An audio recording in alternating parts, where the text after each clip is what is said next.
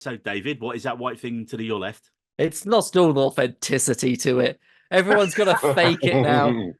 That's what she But said. here we go. It's the pillow again. It's like the 5th time I've brought it out to show everyone. Why do you have a pillow? It's a pregnancy pillow. Yes. It's huge. It's like the size of me. I had to share this pillow for 4 months with my wife, who was like a freaking elephant at the time. Oh, you don't want to say that. Especially on the podcast. My dog, the pillow. I had nothing. I was a sliver of the bed. Well, So I thought it'd be all right when the baby arrived, but the baby gets us up every 2 hours instead. How dare that baby I don't know what's better. disturb your sleep. But, David, most importantly, have you been covered in poop a lot? Just the once. I said, did I not? Did I send you a picture of it? Didn't I? Did send me a My poop, picture, yeah. yes. I mean, feel free to share the poop picture. I honestly, it was because I was changing her. She still had a little bit coming, so I was like, all right, I'll leave her a bit, like leaking out of her. But then out of nowhere, it was like a water pistol, just like straight for me. She cleared about a meter. It was genuinely really quite impressive, and just all over me. I was wearing a Kent cricket top at the time, so it shows what she thinks of Kent cricket. Yeah. Well deserved. No, I'm kidding. Yeah. I don't know anything about cricket. fatherhood David is so just burning magical. David just burning all the bridges everywhere. Cricket, his wife, everything. His daughter in like 15 years' time. Oh, God, yeah. Yeah. She can projectile poop for quite a long distance. Oh, no. Yeah, I mean, she did projectile vomit as well. She was like the Exorcist. Ooh, that's normal. The poop exorcist. Russell Crowe didn't rock up in your room and try and cast her out. Yeah, The poops exorcist, if you will. That's terrifying. And speaking of terrifying, Ben, what happened to you today? We got woken up with an earthquake alarm. I'm in LA at the moment, and we got woken up with an earthquake alarm at like 2 hours ago, I guess. It was like a 5.1 magnitude earthquake down the road in Malibu. I didn't feel it, but the alarm woke us up. So I'm now an earthquake survivor. Well done, me. Hey. For those who can't see, Ben is patting himself on the back. Yeah. Or you could just be a deep sleeper and you didn't feel it. Yeah, that could be it as well. Except I'm pretty sure it's the first one.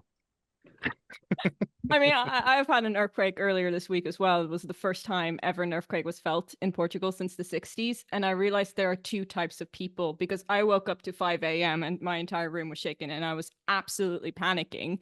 Then I messaged my brother, like along the line, and I think I like all caps, holy shit, was that an earthquake? And my brother like messaged me like 3 hours later going, slept through it. I'm like, okay, there are 2 types of people. One that like wakes up and immediately panics because like the earthquake happened and I'm right next to the ocean. So my immediate second thought was shit, tsunami. Even though it was also just like a magnitude 5 A earthquake. shit tsunami. No, that was David. That was Been David. there. That was David. That's what happened today We've with got so Kaos. much in common. His baby farted and that was the precursor.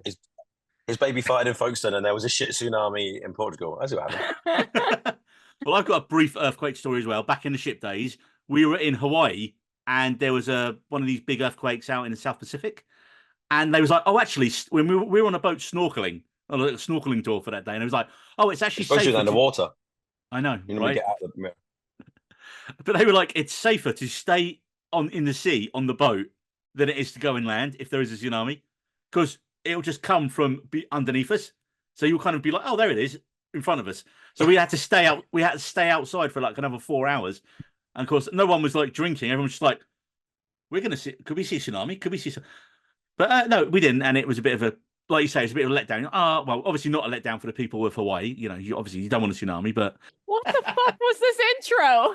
I don't know. And cue the music.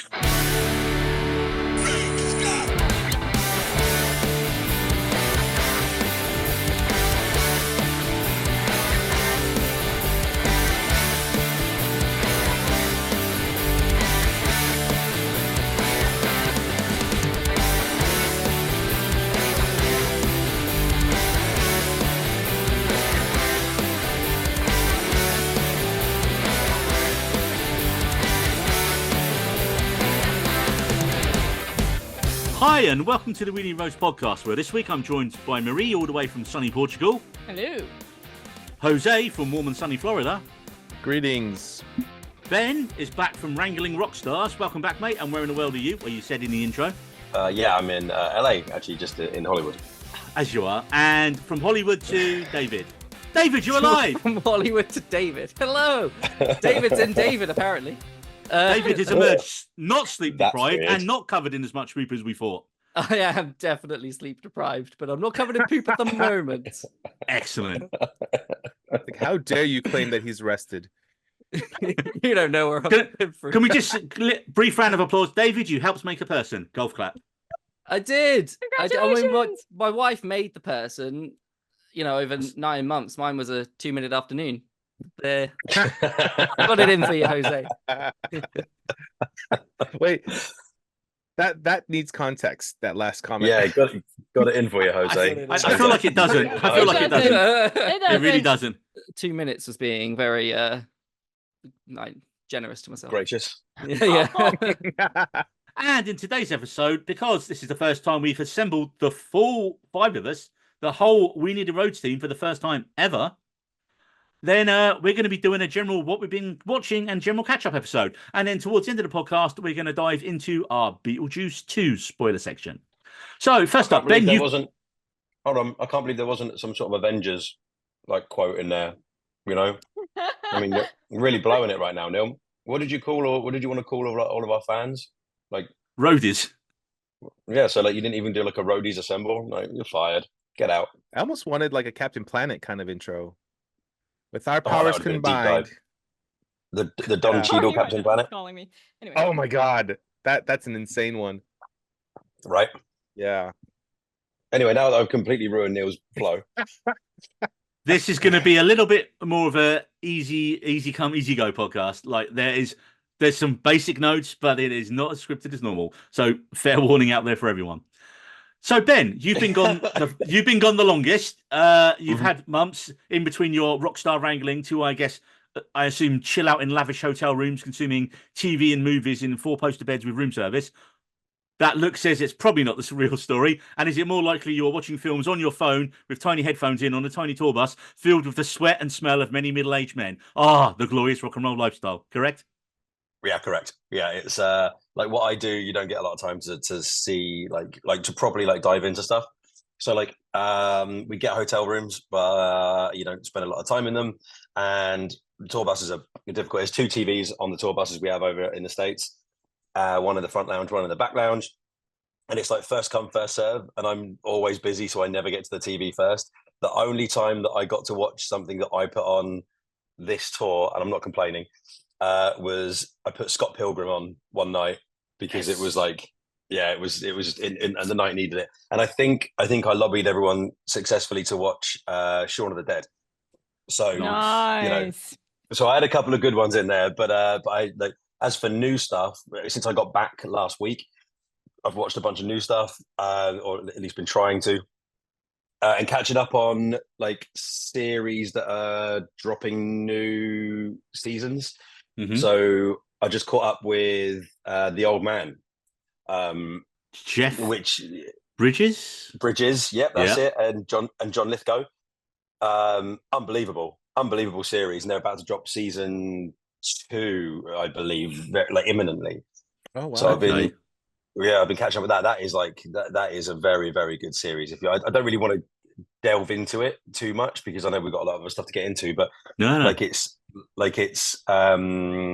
It's really well written. It's beautifully acted. I mean, Lithgow and Bridges, they don't get a lot of screen time together, but they basically play 2 sides of the law, if you like. Bridges is an ex-soldier or spy who's just trying to live out his life off the grid.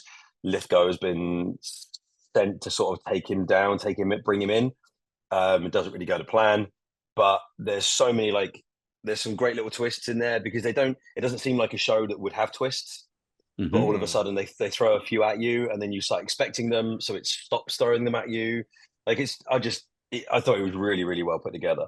I remember a really awesome fake out it does, a mini dream sequence it does at the end of the 2nd or 3rd episode in the first series, and you're like, holy shit, that kind of just happened. And it doesn't, thankfully, but but you believed it does the first time you watch it. And do you know, I never finished the first series. I think I start getting bored at one point. I didn't go It's back. kind of cliffhangery. Well, it's quite like it is quite stoic. Like as a series, it's like it Porridge. doesn't yeah, it doesn't take you to places, it's not like full of action all the time. It is quite like atmospheric, and it plays on like the characters. It relies on the characters like quite heavily. It's not really about the military side of it, the story side of it, like from that side of things. Although that is really, really important and gives you loads of context. And the season ends in a place where you could just sort of walk away from it and go, "Oh, I guess that's that." But there is, if you've been watching, paying attention to it, and you like it, you really want to know what's going to happen next. So I know I really got into it. So yeah. And the recent birthday boy is with us, Jose. Don't forget, it has been your birthday since the last podcast. It's been my birthday since the last podcast, just saying. Yeah, but you've been gone for months. Exactly. But that means I missed your birthday, Neil. So I'm just a shit friend. Yeah, terrible. Off, being helping out rock stars with their stuff. Rockstar Wrangler. Rockstar Wrangler. Stuff. Oh. No, keep it clean, Jose. Keep it clean. So I'm gonna mention the first thing is actually the movie Upgrade, a 2018 cyberpunk action film. Logan Marshall's probably the main character that he kind of carries the whole movie. There's other characters I feel like that play throughout the movie, but surprisingly, there's no one that really stands out aside from him. And in a way, it kind of works out that way, that because of what he's going through, it makes the movie really, really good. I'm just looking at the Google thing for it, mate, and it says, Gray, a technophobe, suffers paralysis and loses his wife during an attack. But after a billionaire hands him a chip in his body that restores his mobility, he sets out to get vengeance. And to be honest, it's a good movie where the ending is not quite what you're going to expect. I think it swings pretty big and it delivers fairly well. If you look at it with trying to nitpick it away, it kind of takes away from the whole movie itself. But I think it's actually pretty fun to watch. I don't want to give anything away, but I like the fact that it's kind of based in 2056, so it's a near future with some interesting upgrades to society, but it's not kind of trying to break the budget on that, but it sets up the future pretty well. Do they go all back to the future and there's like flying cars or no flying cars? No flying cars. Boo. Yeah, but it's an interesting concept where I don't want to give anything away because he is paralyzed at one point, and then he is given an opportunity to have a chip placed in his spine that takes over the functions of his body. So there's some really good, like well-directed sequences of fighting that the camera movements kind of just make you feel like him being like an observer within his own body. So it's a really great concept. It can be a bit graphic at moments, but it's not kind of like the whole movie like that. It's just certain parts where he comes across certain villains that he confronts, but overall it's a really interesting take because he's kind of almost in a way it's Tom Hardy talking to Venom, but like this is on a lower scale. Oh, he's talking to himself and like via the chip and all that kind of stuff. So no one can hear who he's talking to, but the audience can. So it's really interesting. I've literally got a book called Upgrade by the guy called an author called Blake Crouch, and it's a very similar kind of idea. It's not the same story, but it sounds kind of similar. And Blake Crouch is a guy who just did the what was the show on Apple? There was Dark Matter. That was his one. So again, that was the same writer, and he's written his new book is Upgrade, which sounds very similar to the film Jose's watched. But funny thing, that film, Jose, was directed by a guy called Leigh Whannell, and he's worked on a lot of the Insidious and Saw films. But I can see it. Only 2 years after this, he did the new version of the Invisible Man. The official version of the Invisible Man with Elizabeth Moss, which was really good. I've been meaning to see that. They've just dropped the trailer for his one for I think it's next year.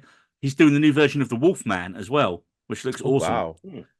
And so he's definitely like scaling up his career as he's going in a minute. This guy. Yeah, I can see where he takes concepts and really delivers well on simple ideas. So I'm probably gonna have to check out those movies now. Right, David. Are you on Blue? Are you on Bluey yet? I'm not, but I genuinely am looking forward to watching Bluey. Crying Bluey, as an adult to adult problems. I hear everybody says Bluey is just like top notch. I have a friend that schedules Bluey for himself. No, like Oh, wow. he doesn't even have a kid. He's just watching Bluey for himself. But no, my viewing habits since well in the last 6 weeks have changed like drastically, and I can see them probably they're going to continue to change as the human gets older. The human. But I don't. Does your human have a name? Do you want to Evelyn. tell everybody you Evelyn. Evelyn. Should we call her Evelyn from now on, or should we? Evelyn. Do you prefer the You can human? call her whatever you'd like. Steve. We'll call her Steve. Yeah, call her Steve. Yeah. Bob. Yeah, I mean, I wanted to name call is her Jeff. Jurgen. Natasha Jurgen. wasn't having it. What do you want to call her? sorry? Jurgen. Jurgen. You know, you just say that's her nickname and then call her that growing up, and then she'll eventually respond. Yeah. It's like Jurgen. Jurgen. Yeah, because of how she is, especially of an evening where she's super fussy at the moment, we're not really getting to watch stuff in our prime TV watching stuff, but we're watching stuff in the mornings where we just want to watch something so basic and like just so like you don't have to really pay attention to it. So we've been getting really into Ramsay's Kitchen Nightmares. Like Nice. loving Gordon Ramsay at the moment.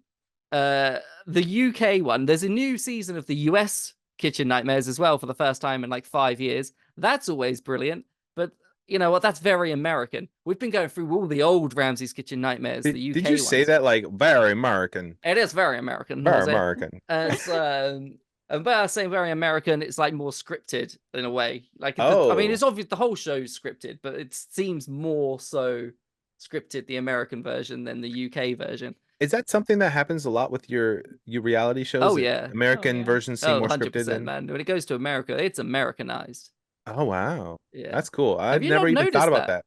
I mean, he I is don't in watch a lot America. of- He I doesn't. suppose, yeah. I don't know It's why you- Americanized. the UK version, yeah. Granted, I've always thought reality shows, they set up things on purpose and then let people react naturally, but I didn't realize that they seemed more rehearsed than like a UK version of a show. I don't watch a lot of UK reality shows. Why would you? Wise man. Yeah.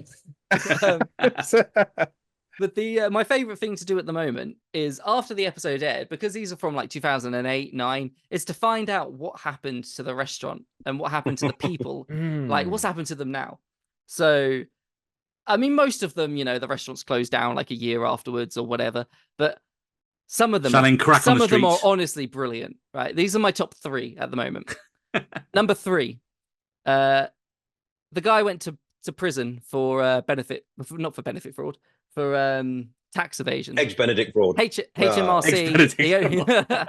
He owed HMRC 66 grand, and he ended up having to go to jail. Number 2 Wow. was a gentleman that just owned a random pub somewhere in Wales, and he paid someone £2,500 to burn it down so he could claim insurance fraud Wow. from it, and he didn't get it Wow. as well, so he didn't get the insurance fraud. But my favorite one, guys, and this one I feel quite bad for but she seems happy with herself. As a lady that owned a small vegetarian restaurant, and Gordon loved being a vegetarian, in Paris, and she turned, I don't know what's the nice way to say it, she became a sex worker after the episode. So her directly business after the really episode. went downhill. Well, her Oh, sex did it? working So business she- was doing So really well. her entire career was open a vegetarian restaurant. Meet Gordon Ramsay, become a sex worker. Pretty much as up to now, yeah. I mean, I I don't wanna know if see- she's now got OnlyFans or anything, but I want I to see a think- follow-up episode to that. I want to see what happened there. I feel there That's should be a insane. follow-up. There should be a follow-up series I Just mean, all you following have to these do is people from what follow David her. said. it genuinely is really quite Stalking fun. rules in Europe, Jose. Let me tell you about them. But I mean- this specific woman, yeah, she sends out the episode to clients apparently to like bring in business. Well, I mean, gotta milk it for what's it worth. Right? Yeah. Yeah, high Quite quality literally. video content, you know. It's like, hi, welcome to my restaurant. But yeah, that's what Yeah. I've been doing, guys. We're watching Gordon Ramsay's in the morning whilst I'm half asleep, telling people that they're dicks and to fuck off and to close it down, shut it down. Burn That's, it for the that's his insurance favourite money. thing to say. Shut it down. That's the American version. He loves telling them to shut it down. Hygiene issues. And it's only Kitchen Nightmares. You haven't dove into Hell's Kitchen. 'Cause I do No, like a not bit on of Hell- Hell's you know Kitchen what? occasionally. Once we finish with Kitchen Nightmares, that might be the next step. Is that the idiot sandwich thing? Do you see that everywhere? Yeah. No, well, I went to, that's from James Gordon. Oh, is it? Okay. Yeah. I went the sketch they to did. I went to an opening of Gordon Ramsay did like this weird thing called Idiot Sandwich in a basement of a pizza place in London, and it was just really, it was odd. It was some sort of interview that he did on a big food magazine, and me and my friend works for Liquid Death, and we got invited and we went down there, and I was like, this is really boring, let's leave. And as we left, Gordon Ramsay walked in. We were like, oh right, we were just leaving. So my mate grabbed him and had a photo with him and stuff, and then we left. That's about as close as I've ever got to Gordon Ramsay's Kitchen Nightmares. Oh, the man himself. He's Excellent. enormous. He's like 11 foot tall. Yeah. He's huge. Yeah, he does What? look massive, man. He's Wow. he's like, He's huge. yeah, I think he's like 6'4" or 5" or something. Yeah, he's a big He bloke. didn't shout at us once. I was very let down. Tell you to fuck off. You paid extra for that, yeah. right? You want that photo? No, fuck off. Fuck off. One of Just tell me to my fuck off on camera. like favorite compilations is like Gordon Ramsay on MasterChef versus Gordon Ramsay on MasterChef Junior. Because on Yes. MasterChef Junior, he is just so nice to the kids, and he's just like, "Oh, don't worry, like, don't worry, you've messed up, it's fine, like, we can fix it." And then, like, on MasterChef, it's like literally that, just like him yelling at people. You just made me have a flashback of a horrific portion of my life when on ships I used to have to film an event called Junior Chef, where they take kids into the kitchen, and then the chef who'd like drawn the short straw and really didn't want to do it had to like put a face on and pretend to be really happy that kids were messing up his kitchen on a really busy day. And the kids, just half of them didn't even want to be there. And so you're there trying to film it and like, yeah, look excited. Oh no, yeah. Give a smile to the camera, give us a wave. No, just nothing at all. They hated it. The only people who wanted it to be there were the parents, who were absolutely insane. It's like, half of them ended up trying to do it themselves, and like you're like, I think that's cheating. There's a competition here. There's a competition element. So yeah, no, I don't miss that at all. One quick comment for the record, Gordon Ramsay is 6'2". He's a Those big people who are bloke. wondering. So He's he's a not, big bloke. was it 11 foot, as someone just said. And moving on, Marie, what have you been watching? My watching time has also been very limited because I've only now have one streaming service because I got kicked off my mom's Netflix. The password sharing thing finally caught up to us. I thought I held out found a for so long. workaround, but it didn't fucking work. And so it's very annoying. So now all I have is Disney Plus. So I started watching the Orville, which Yes. I honestly am so surprised of how much I am enjoying it. Like I am now like halfway through season 2, but I really enjoyed season 1, even though everyone was saying like that is like the weakest season and it's absolutely terrible. But I found it so funny. I mean, I think Seth MacFarlane can be like hit or miss sometimes with his humor, but I think I generally really like it. Like it's such an enjoyable show, and it's just like perfect late night, like end of the day viewing, I think. I mean, the funny thing is, I think when it was pitched, people literally, I think Fox thought they were getting Family Guy in space. And you watch the first episode, and you're like, that's really what they're going for. But then what I don't think they counted on was that Seth MacFarlane is a massive original and Next Generation Trek fan. And that's what he wanted to make the show into. And what I really liked is as the show goes on, he realizes that he's not the star of the show. He realizes that share it around. And like you say, as you get to the second season, every character gets a storyline and development. And I mean, he hired most of the people that used to work on Star Trek: The Next Generation and Deep Space Nine and Voyager and all those shows. There's so much so that even bloody Jonathan Frakes, Commander Riker, is in it. I think, is he in it? Or at least I know He directs one, doesn't he? He directs some of them, yeah. Yeah. But I mean, that show is second to none, in my opinion, as well. And it Like, gets better. Having watched it all, yeah. Every season by season, it does get better. How many seasons are there? Is it 3 seasons? Is it? Or 4? I feel like it's 4 because they came back because it got cancelled and then it came back, didn't it? Yeah. So, and then it's just kind of maybe coming back now. Orville, New Horizons. Called it New Horizons, like Next Generation. Like but yeah. But Seth MacFarlane was an extra in some of in like DS9 or Voyager or something. Really? He's in an Oh, episode. really? Yeah, he's in it. He's that much of a fan. Like, it's amazing. I mean, he's done quite a lot. Like, he's like popped up in an episode of Gilmore Girls once, and I was just like, "Is that him?" Like, it's really funny Amazing. to see some same background. But honestly, it doesn't surprise me because, like, back when Family Guy was like semi good, like the Star Wars parody episodes are actually really funny. I think so. Like, he is good at like writing parody, but like, I can see what Neil says because as this now that I'm like halfway through season 2, it's getting like really like, no, I want to make Star Trek. Like, it's it's definitely that vibe. Like, Have you got to the episode with the big Isaac moment yet? Evil Isaac? Sorry if Evil that's Isaac. spoiled. No, yeah, no. I literally just watched it. And that was Oh. really one of those moments where like, oh, shit's getting serious. And that's what I used to love, because in the old sort of Trek episodes, you'd be watching it, be like, you know, it starts off like a normal episode of the week, and then they'll drop this massive fucking bomb in the middle of the show like that, and you're like, holy shit, that like makes us question everything we've watched in the show from day one. And that's you've literally just watched that in the Orville. It honestly, it only gets better from this point out. Like, Nice. I think the most recent season, and again, I can't remember, it's 3 or 4, but some of the episodes are basically 90-minute long films.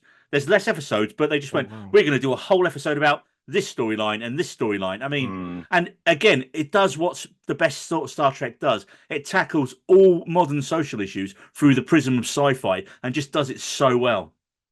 But it was also because he's such a fan, and because he knows what he enjoyed. There's no filler episodes for me.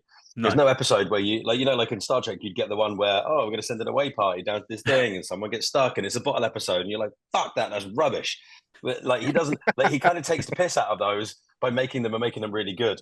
Yeah. Also, Seth MacFarlane was in Enterprise, not any of the other series. He was Ensign Rivers on Enterprise. So, did you guys know that Seth MacFarlane was meant to be on one of the flights at Yeah. 9/11? Just thinking, because it was 9/11 memorial yesterday. Yeah. oh God, really? He was, Wow. Yeah, he he overslept. He missed his flight, and he was. I don't know which flight it was, but yeah. Yeah. Wow, man. He was Can you meant to be on imagine one how of those different the planes. world would be with? I mean, granted, like so many different things, but like Seth MacFarlane, he created so much. Makes you think of what you lost as well, man. What could have been from everything. Anyway, So many people. When did you become a dad and become like an existential thinker? Like, That's just how it works. you've never been this smart. What's going on? Life is so precious now. Oh my goodness. So deep. It's the power of the God. pregnancy pillow. That's why it's still in his. That's why it's still in David's dungeon. Just That's why it's stroke it still in every the now and dungeon. Tyler, your sex tape. Connor, And moving. Neil, what have you been watching? So, first thing I'm going to mention is one of the best shows on TV, Ben. It's one of your favorites. Slow Horses is back. Oh, yeah. But there's only 6 episodes this season, and Apple, being utter bastards, and they're not even like doing here's free and then here's free one a week. It's here's one a week, because we know it's going to be massive. I think what they're doing is they're prolonging how long people are going to be talking about it, because the Emmys are happening in a week or 2, and Slow Horses is up for an absolute metric shit ton of them this time. So I think it should be. Oldman's got a really good chance of walking away with Best Actor. So if the current series is still on when all that's going to win, you can go to Apple right now and sign up and watch the new series. But isn't that ridiculous though? Because it's streaming. You can just go back and watch anything. Yeah, It's literally there on their servers, ready to watch. So they could win all the Emmys. They could have another like resurgence of it. Whatever I really like to know. Like, you brought something up that really fucking grinds my gears now. Yeah, like, I want to know why they started dropping stuff like in like one lump as a series, and then backtracked on it, because Netflix were the first people to really do it, and then they started to backtrack and they came out. Like, Jose looks like he's got an answer for me right now. I gotta say, I want to see what when you drop something, it might be big, but it loses steam smashes on the really floor. quickly. Yeah, and that's what happened with Stranger Things. It actually was, I feel like, released longer, and it was able to contain people's attention. And I actually prefer a weekly release, because it allows me to catch.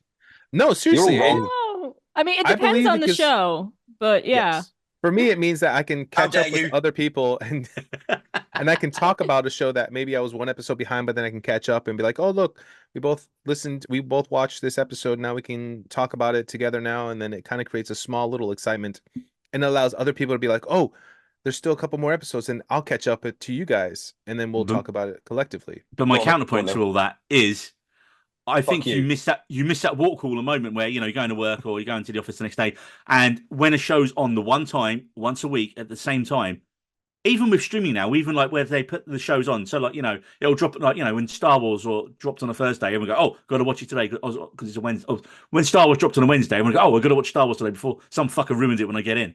And so and you go online that night, and everyone will be talking about the show. And when a show just drops in a binge, we don't all watch, most people don't have the time to watch a whole binge in one go. Most people have to wait till the weekend, or, it takes them a week or so, or in David's case, 16 more years. But,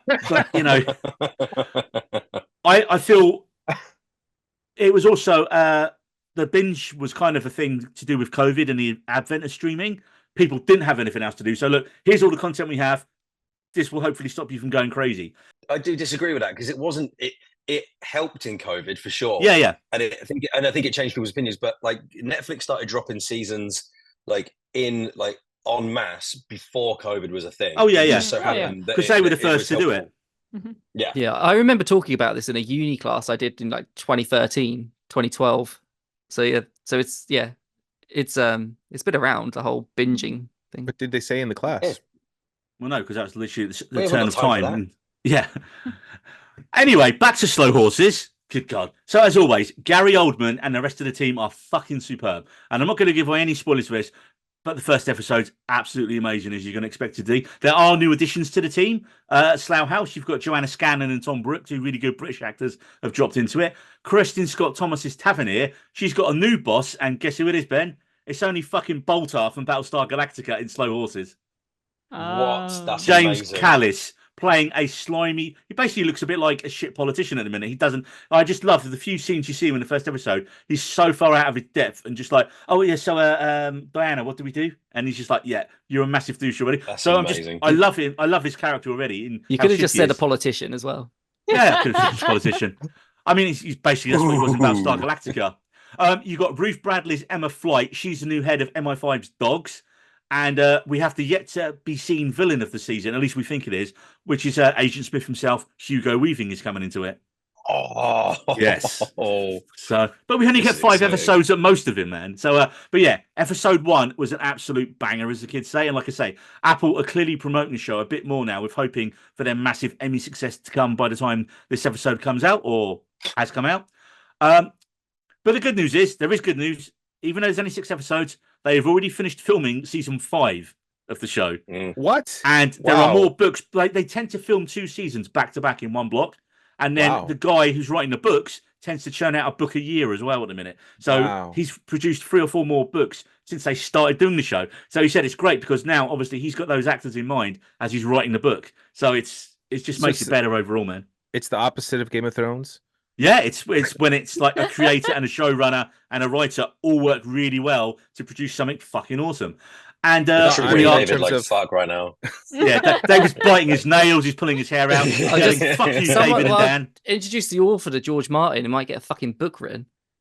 Well, we're going to mention George. Yeah. He's working on it. I've got a reliable source. Is it George Martin's blog? Because that's not reliable. No. Do you actually have a reliable source? Do you have an in on this? I mean, I follow a booktuber who is friends with George R. Martin, and he's like, just says, no, it's coming. Like, nice. Christmas release. Christmas release. Not that soon, but okay. But his content is reliable, so I don't think there's any reason for him to lie. I just feel like with his content, like on Martin, it's so deep and layered that I can understand it taking a while. He probably just needed a mental break, if anything, just to kind of like, okay, let me come back to this. Because, those characters and the world, there's so much to it. And I've only just been watching the House of the Dragon, so I can't even imagine what Game of Thrones was. I love the fact that, Jose has just only watched House of the Dragon. He's never done Game of Thrones. You have so much to enjoy, Jose. So much to love. And then the critical point is, do you absolutely lose your shit with it like David? Stop at 6, my man. Just stop at 6. Or do you get more ambivalent about it with me? Oh, yeah, 4, And whereas over here, I was like, do you know what? It wasn't the best, but it didn't ruin it for me. So, yeah. Oh, no. Literal stab in the heart for me. Like, I mean, I've ranted about this before. I feel like we should do something, Marie, because we bounce. That'd be so good. I feel like we need someone for about an hour. Jose Game is of always Thrones. Mr. Positive about stuff, so I feel like we need to get Jose and me versus you two in like a Game of Thrones off at some point. But we need to keep this podcast rolling along. So before we go back to Ben, I have one more show I'm going to quickly throw in, and that is Colin from Accounts Season 2 is back, and it's on the iPlayer in the UK. And this is the excellent Aussie rom-com. And honestly, it's dropped as the whole series has dropped as a box set on as well on the BBC iPlayer. And it is one of the best rom-coms I've seen in years. It's so well observed, sharply written. It honestly, it transcends the reductive genre moniker of rom-com. It's just a better show than when you say those words, oh, it's a rom-com. It's a real-life couple, Patrick Bramall and Harriet Dyer, are in it. They play Ashley and Gordon, and they have a meet cute in the opening scene in the first season when, let's just say their meet cute involves an injury to a poor dog called Colin. And that means up to save Colin, they have to work together, and then somehow they're in each other's life because they're taking care and helping this dog recover from its injury that they caused. And so they kind of have to co-parent the dog. There's a superb supporting cast with Gordon's ex. His ex is called Yvette, and she is a vet. That's the kind of great Aussie jokes you get it. Yvette the vet. Yeah. You got Ashley's horrific mum and creepy stepdad. It's one of the creepiest men I've ever seen in the show. You get the ick just like looking at him on screen. He's like not allowed to have an iPad now in the new series. And you got Gordon's co-workers, Chiara and Brett, because Gordon works at a hipster brewery, which is just really funny as well. So like I said, season 1 was superb, and I really liked the first. I think I've seen the first 3 episodes of season 2. And what it does is whenever you get a rom-com, what does it do? It always has to throw obstacles at the couple's way, and there'll be one obstacle, and that's what they're going to argue about, and that's what will be the whole season will be about resolving this one issue. This show drops one in the first episode. You're like, well, fuck, how did they get past that? And then they resolve it by the end of the episode. Second episode, they do exactly the same kind of thing. You're like, oh, well, shit, that could be a whole season's like plot line there if they drag that one out. Are they going to drag out? Nope, they've taken care of it by the end of the episode again. And they just plow on through, and it's so well written. And I just like that they're not caricatures. They feel like real people when you're watching the show. They're not total fuck-ups. They're not just, she's a trainee nurse. He's an slightly older guy who kind of runs a mildly successful brewery. And it's just a really fun show. So go and watch it, you drongos. Apologies to I want to know what kind of issues these are, though. Are these like, I accidentally slept with your sister? Or is this like a run over your cat kind of thing? Well, they did run over a dog in the first episode of the first series. I've watched all of this, and it is really, really good. But like first and second series, or just the first? Just the first. I didn't realize it was the second series. But out now, my friend. It's weird because I can't actually remember a lot of it. I just remember really enjoying it. But like, it's less about those obstacles and it's more about how they get to the end of it and how you're like. And it's worth watching it. And if we start talking about it too much in depth, I think it will take the shine off the apple. It is worth, and they're short episodes as well, like half-hour episodes, half hour. So it is. I mean, if you like Australian sense of humor, which I do, like it's very funny. So Ben, as you're talking about stuff you're watching, what else have you been watching? All right, I'm gonna. I don't know if I haven't caught up on the podcast for a minute, but I know. How dare you? We're hurt. All right, I download it every time it comes out, and then don't listen to it because I'm sick of the sound of my voice, and that's something that's all right, man. We need the downloads. We need the downloads. That's what we're after. So I watched I watched a few like movies and stuff recently, but the one that I've watched that I'm probably going to bring up now is Bad Boys: Ride or Die. Like that movie was brilliant. Like, I'm a big fan of the Bad Boys franchise as it is. Like the first one, as a kid watching that first one, like I was like, this is what action movies should be. This is fantastic. Like gritty and just like really, really well, like really slick for such a gritty movie. Like, loved it. And the new Bad Boys movie, to me, is as close as they've got recently to that kind of standard of storytelling and action. Martin Lawrence, Will Smith. Think of Martin Smith. Will Smith. Will Lawrence. Will Lawrence. Think of him what you will, but like the man's got chops, and like it's great. And it's not really spoilers, but like it makes Martin Lawrence's character like kind of the almost not the alpha, but the guy who's getting ahead in this one, because it's always Will Smith's character. He's always the cool guy and blah blah.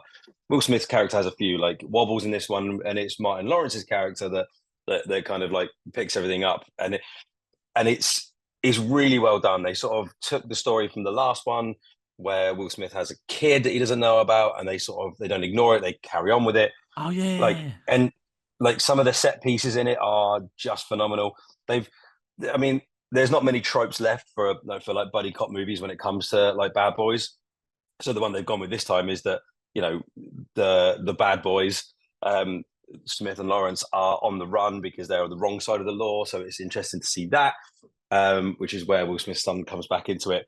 But it's just like, again, it's an action romp, and you can kind of tell that they're trying to play these characters, like do these characters justice. Like I said, the first one was like a seminal, for me at least, 90s action masterpiece, and I think they're trying to sort of like honor that legacy, if you like, with this movie. So I really, really enjoyed it, and I would encourage anybody that likes an action movie, that likes a fast-paced comedy, you know, set pieces, that hasn't seen any of the recent Bad Boys movies, to at least give this one a shot. Do you know who directed the films? Yes, it was Adil and Bilal who did the last one. Michael Bay's in the last two as well. He does like a little cameo. The cameo in this one, in Ride or Die, is like so at the end of the first Bad Boys movie, there's this epic car chase with Will Smith's Porsche and an AC Cobra on an airstrip.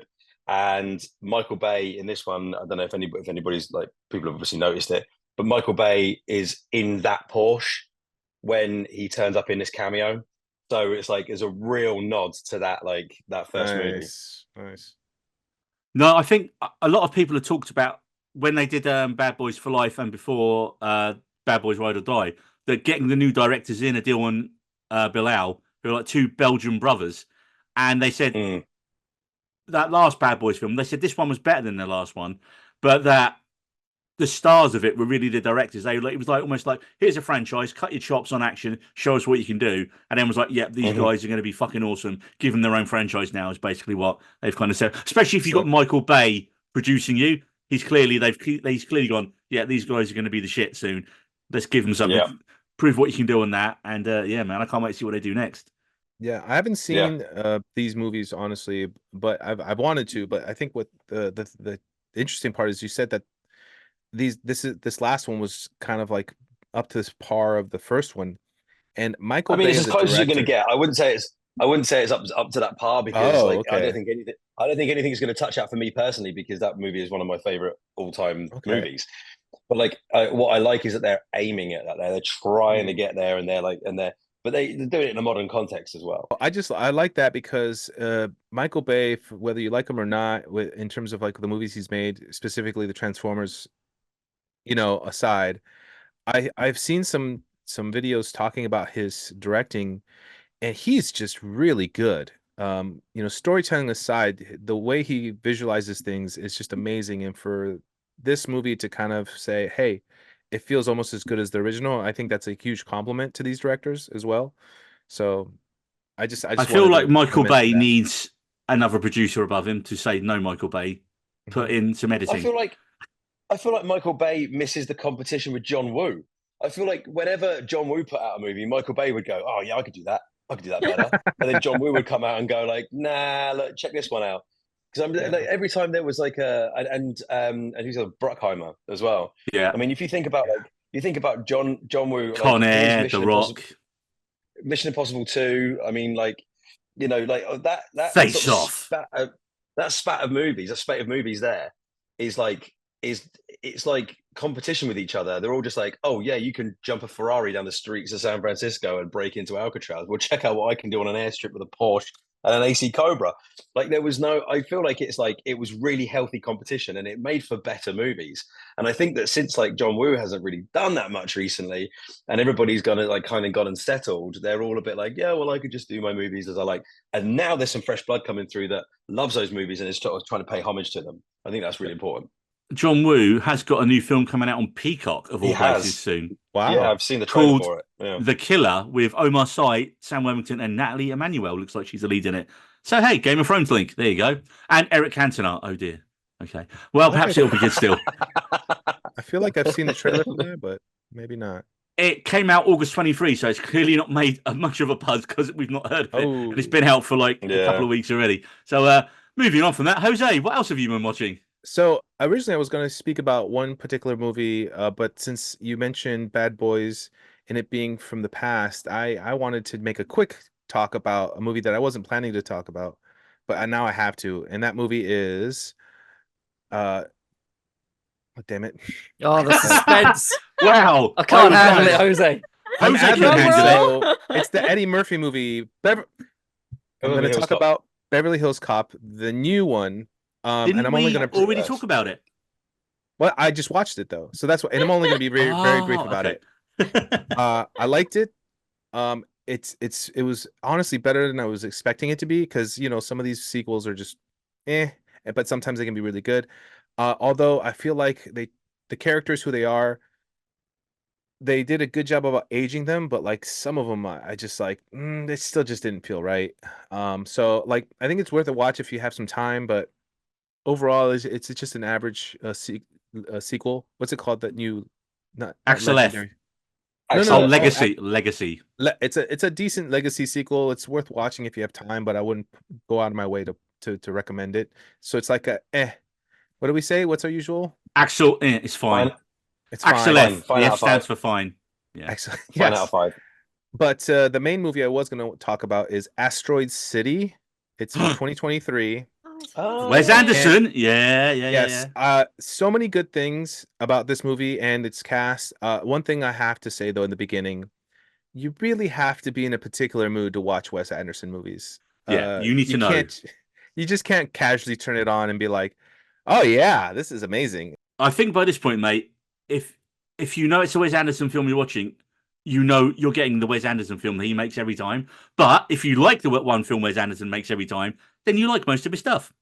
I like it. It's just one thing is I can't be tired because then I'm just like bored. But if I'm not tired, I'm following the story.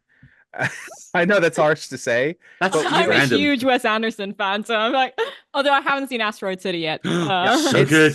So It's good. honestly good. And the size of the cast and the quality of every character is astonishing. It's like even small bit parts. Like I have to give it up for Jeff Goldblum for his little Well, it part. says on the credits, doesn't it? And Jeff Goldblum as the alien. Yeah. But honestly, I think the one that I wasn't even aware of that I think really shown in the small time that they gave her, is Margot Robbie. She's at the end of the film, Oh, and she has she one has scene. this Yeah. one scene, and it's in a way it's beautifully delivered, but so simply Wes Anderson style. And I was like, wow, okay, I'm okay. That really kind of solidified for me, like, oh, okay, this is a really good film. It's just a very unique Wes Anderson style. Everyone did a great job. Obviously, there's tons of names. Scarlett Johansson and Jason Schwartzman are the main actors. Tom if I Hanks can is in say- it, first time in a Wes Anderson film, and he's brilliant. Yeah. Jeffrey And- Wright is awesome. Here's one person that I was very curious to see if you guys knew more about him, is Rupert Friend. He seems British, but playing an American. I don't even. Seems British. It just comes out from like he's got to be a British person, but I just didn't know if you guys knew more about him. He made his Um, name, Jose, in Pride and Prejudice back in 2005. Okay. He's in The so- Boy in Striped Pajamas. He was in The Young Victoria 2009. He's been in quite a lot of stuff. Is he Okay. awkward and clumsy? Is that why you think he seems No, it's British? actually he's quite suave, and it's just his accent's maybe a little interesting because he plays a robot. He doesn't play a robot. He plays a cowboy, but his accent's A robot cowboy. Easy to get those two things confused. Yeah, someone who's not seen the movie yet, I'm like very confused at this moment. No, but I mean, Bryan Cranston has a great part in it. Yeah. Tilda Edward Swinton, Norton's in it as well. Yeah. But who so isn't many in great this film? people. Basically, Oh my God. if you've not, it basically, yeah. If add in Tom Hanks, Margot Robbie, and then basically everyone else from every other Wes Anderson film Yeah. is pretty much in it. And there's some great children actors as well, honestly. Well, They do a yeah, great this job. reminded me, if you're a fan of Wes Anderson, which why wouldn't you be, unless you're an absolute monster?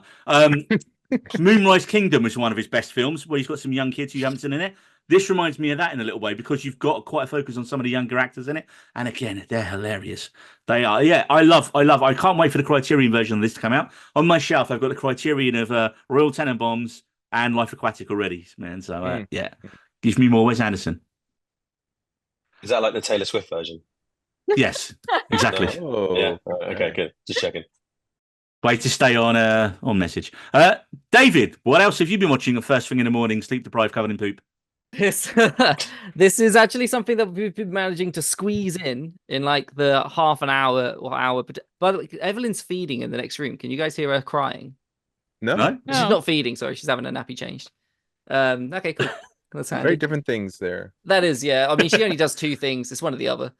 And sleep, surely. Yeah. You'd think she'd slept, wouldn't you? Just hear the pain. So the other thing I've been watching is and it dropped on Netflix, I think only the other day, was Jack Whitehall's Fatherhood with My Father, which is Ooh. quite relevant for me at the moment. Travels with my father or fatherhood with my No, father? Fatherhood with My Father. Oh, okay. Then It's yeah. basically the same as Travels with My Father. It's just rebranded and said, it's about fatherhood instead, but he still travels about everywhere and does all the same stuff, and it follows the same format.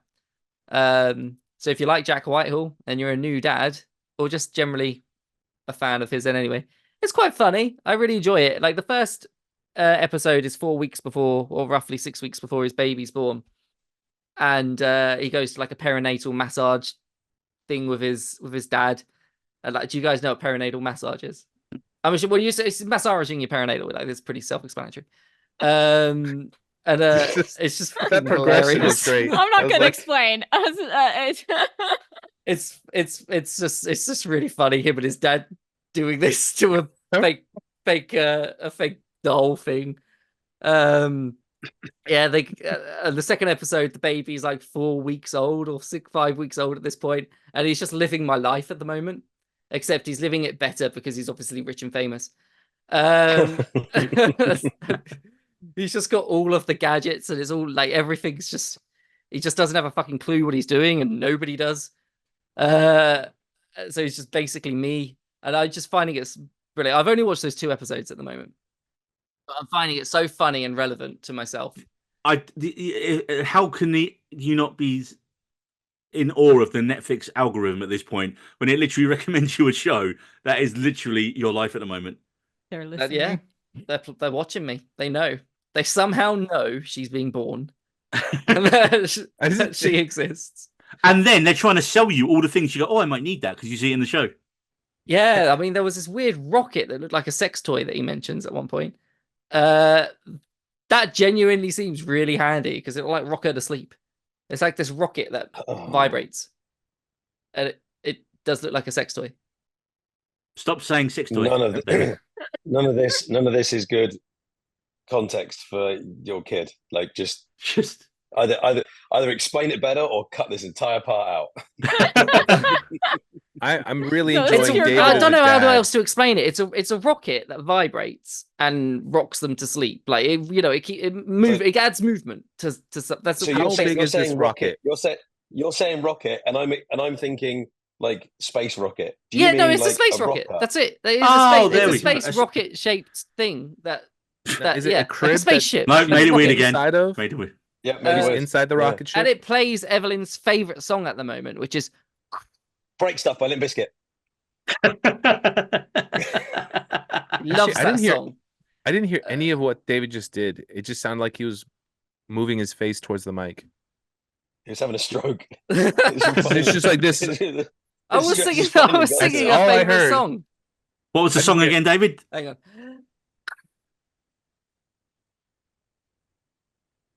Am I the only one who didn't hear anything? I think Can that's you the not joke. hear Jose. that? Is that like filter it out? It's like something fuck's sake. stopped the noise from peaking. I don't It's know. white. It's white noise. It's okay. It's the sound of a Hoover. It was a bad joke. Is that Oh. what you guys heard? Does my mic filter that out? And I'm it's just pretty sure nothing? your Yeah, mic it filters white did. noise. That's kind of Wow. the point. You're clever. I was like, what the fuck is going on?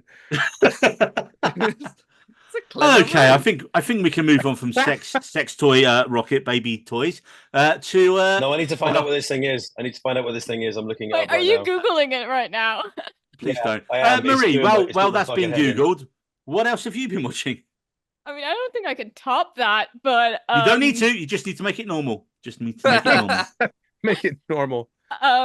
because I had recently Beth come to visit me, my podcast co-host.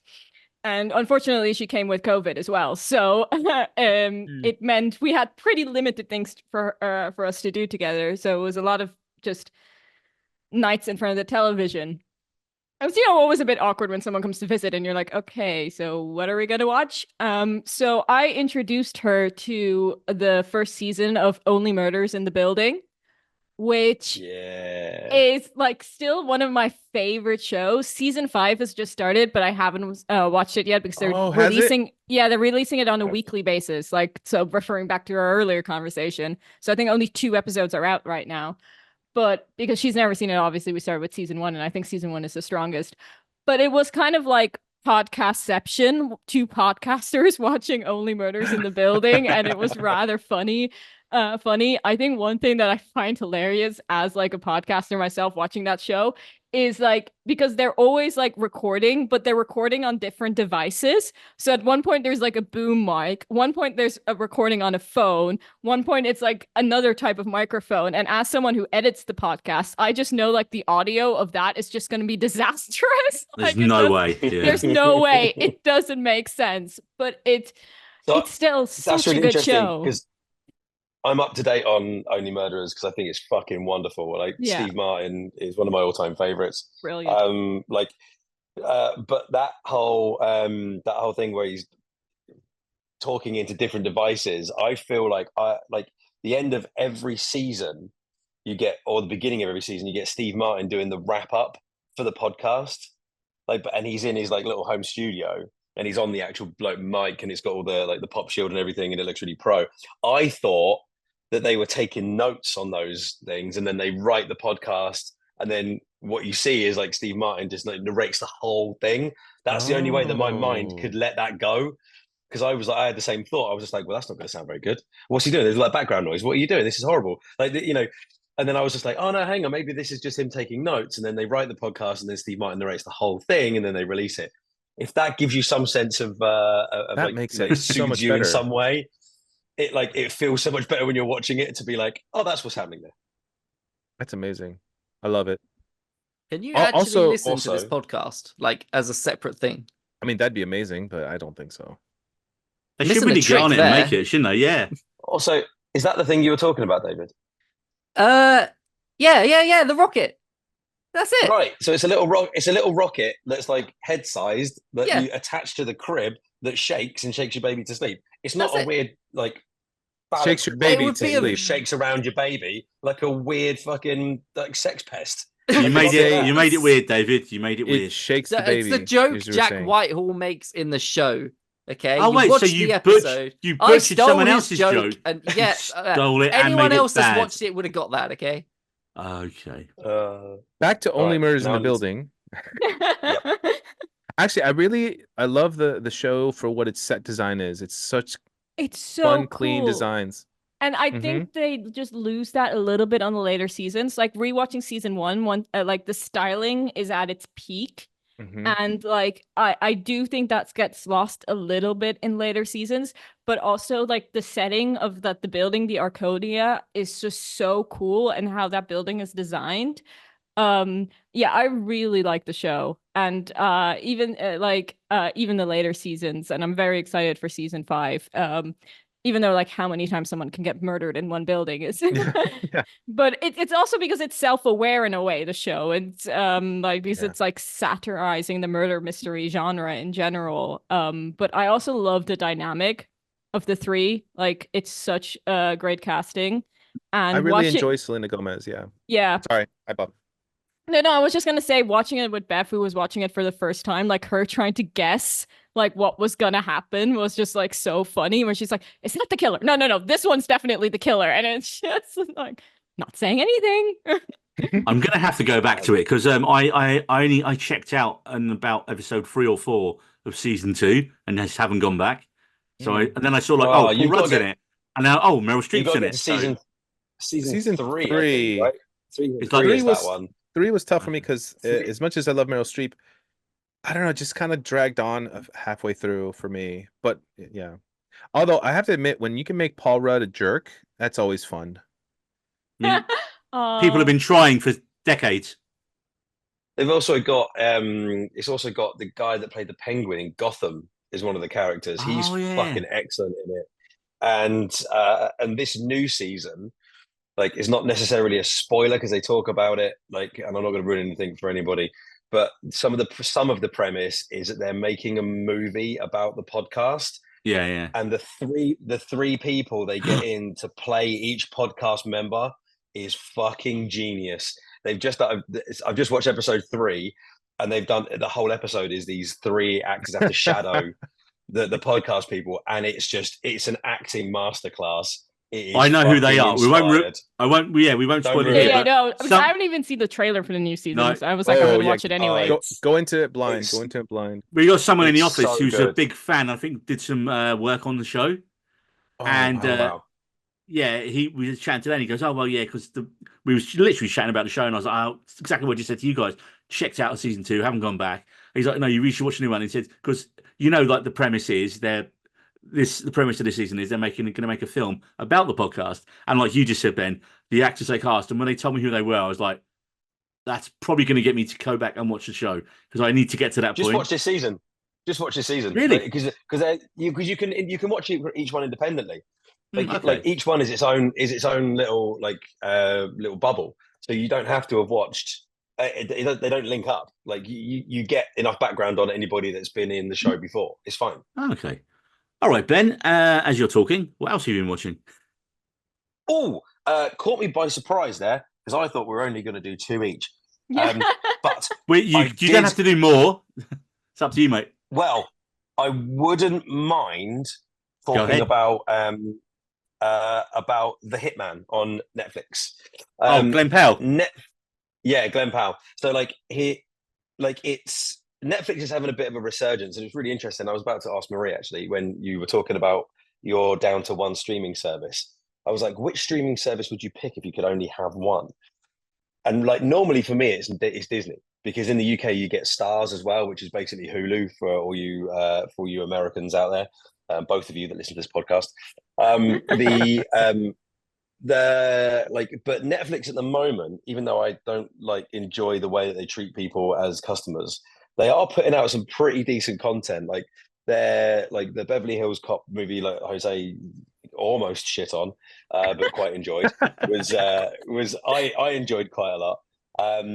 I'm also watching Monsieur Spade at the moment, which is Clive Owen playing Sam Spade from Casablanca in his retirement in France, where a convent full of nuns gets killed, and he has to sort of figure it all out.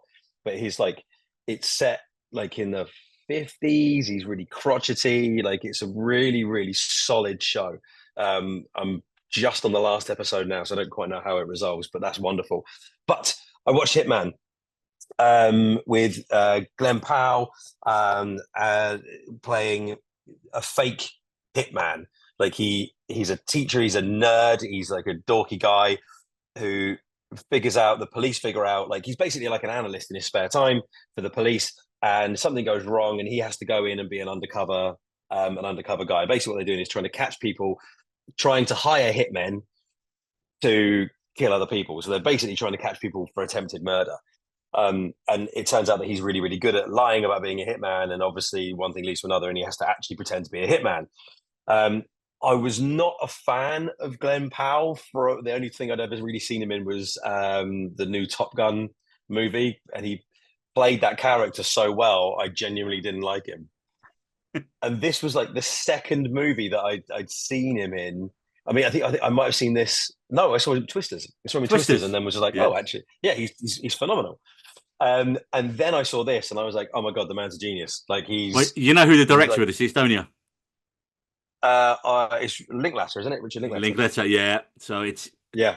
and he co-wrote it. Powell co-wrote it with Linklater, and Linklater does that a lot. He gets his lead actors to co-write the film with him, and That's great. then you wonder why the performances are so good and why the dialogue sounds so good. He did it with Judy Delphi and Ethan Hawke in Before Sunrise. One of his more awesome traits as a director. Hmm. But yeah, it flows really well. It's got so many. It takes you down paths you don't really expect it to go. It's really well acted. Like even like the supporting cast is like people like I've never heard of.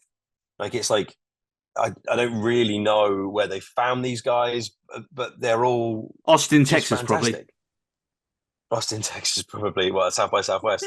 But they like yeah, I'm not even going to go into it, like into it like again in too much detail, but it is very funny. It's like it's really easy to watch, and it's a real testament to Linklater to Powell, and just it just seems like it's like off the reins a little, you know, like that no one's really looking over their shoulders and telling, like there's no studio is what I mean, no studio looking over the shoulders and going, oh, you need to hit these marks to make this movie this successful. It's its own thing, and it works really well.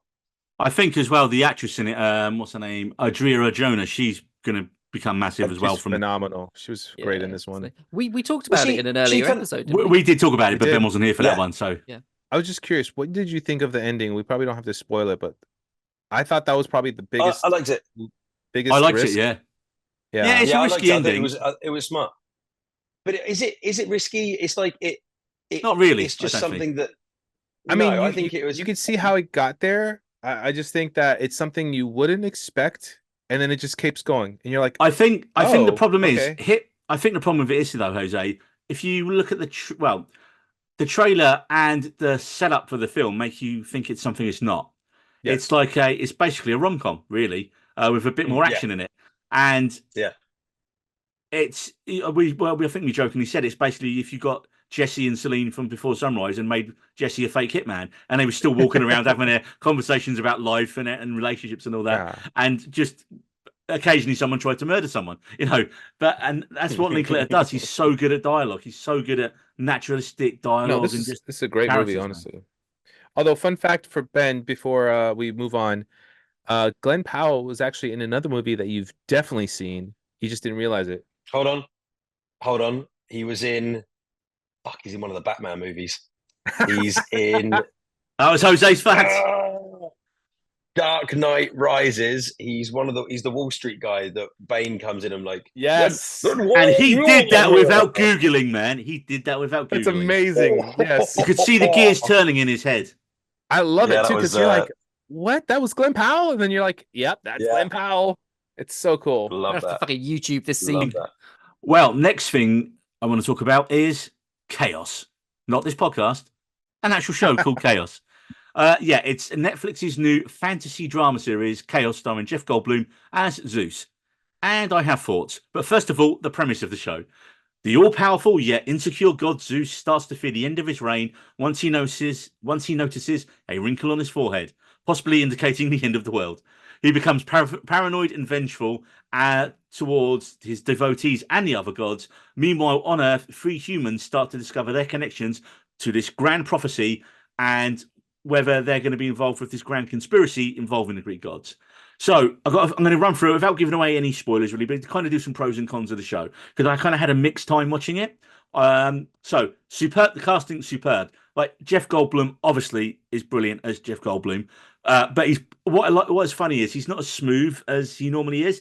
So he starts that way, and then he gets increasingly unhinged as the show goes on. And he's really terrifying in a few scenes. You're like, holy shit, now I see why he took this. And the irony is, he was a last-minute replacement because this show was originally written for Hugh Grant.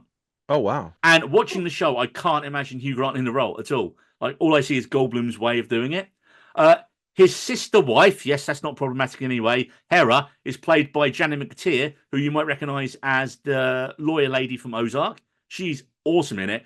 And the whole way through, she reminds me of another actress, and I can't remember who it is. So when you watch the show, just go, yes, that's who she was, and please let me know.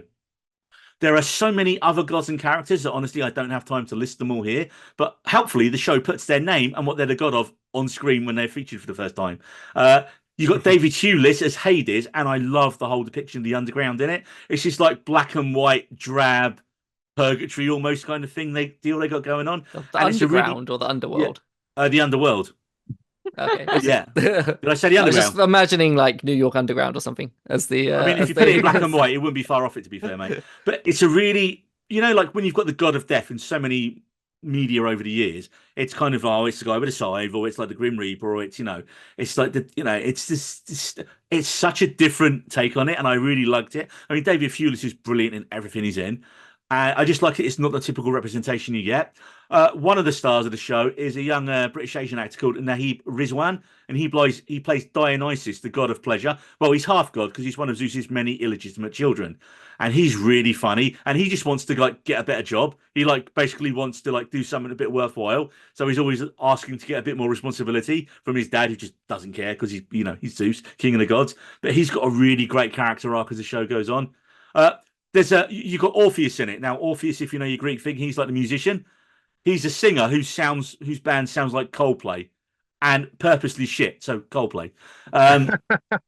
So cons with the show. There are so many characters and intersecting plot lines that it gets really messy at a few points. And then certain plot lines feel really unimportant. And you're like, oh, wait, are we supposed to care about that character who we've only seen twice at this point? No, not really. It was filmed in Spain, and so it's supposed to be set in like a modern day Greece, where like the Greek gods are a thing and everyone's aware of them, and it doesn't look like Greece. I know they've obviously filmed in Europe to try and make it look like Greece, but I'm looking at it, I'm going, that's clearly Spain. That's clearly Malaga.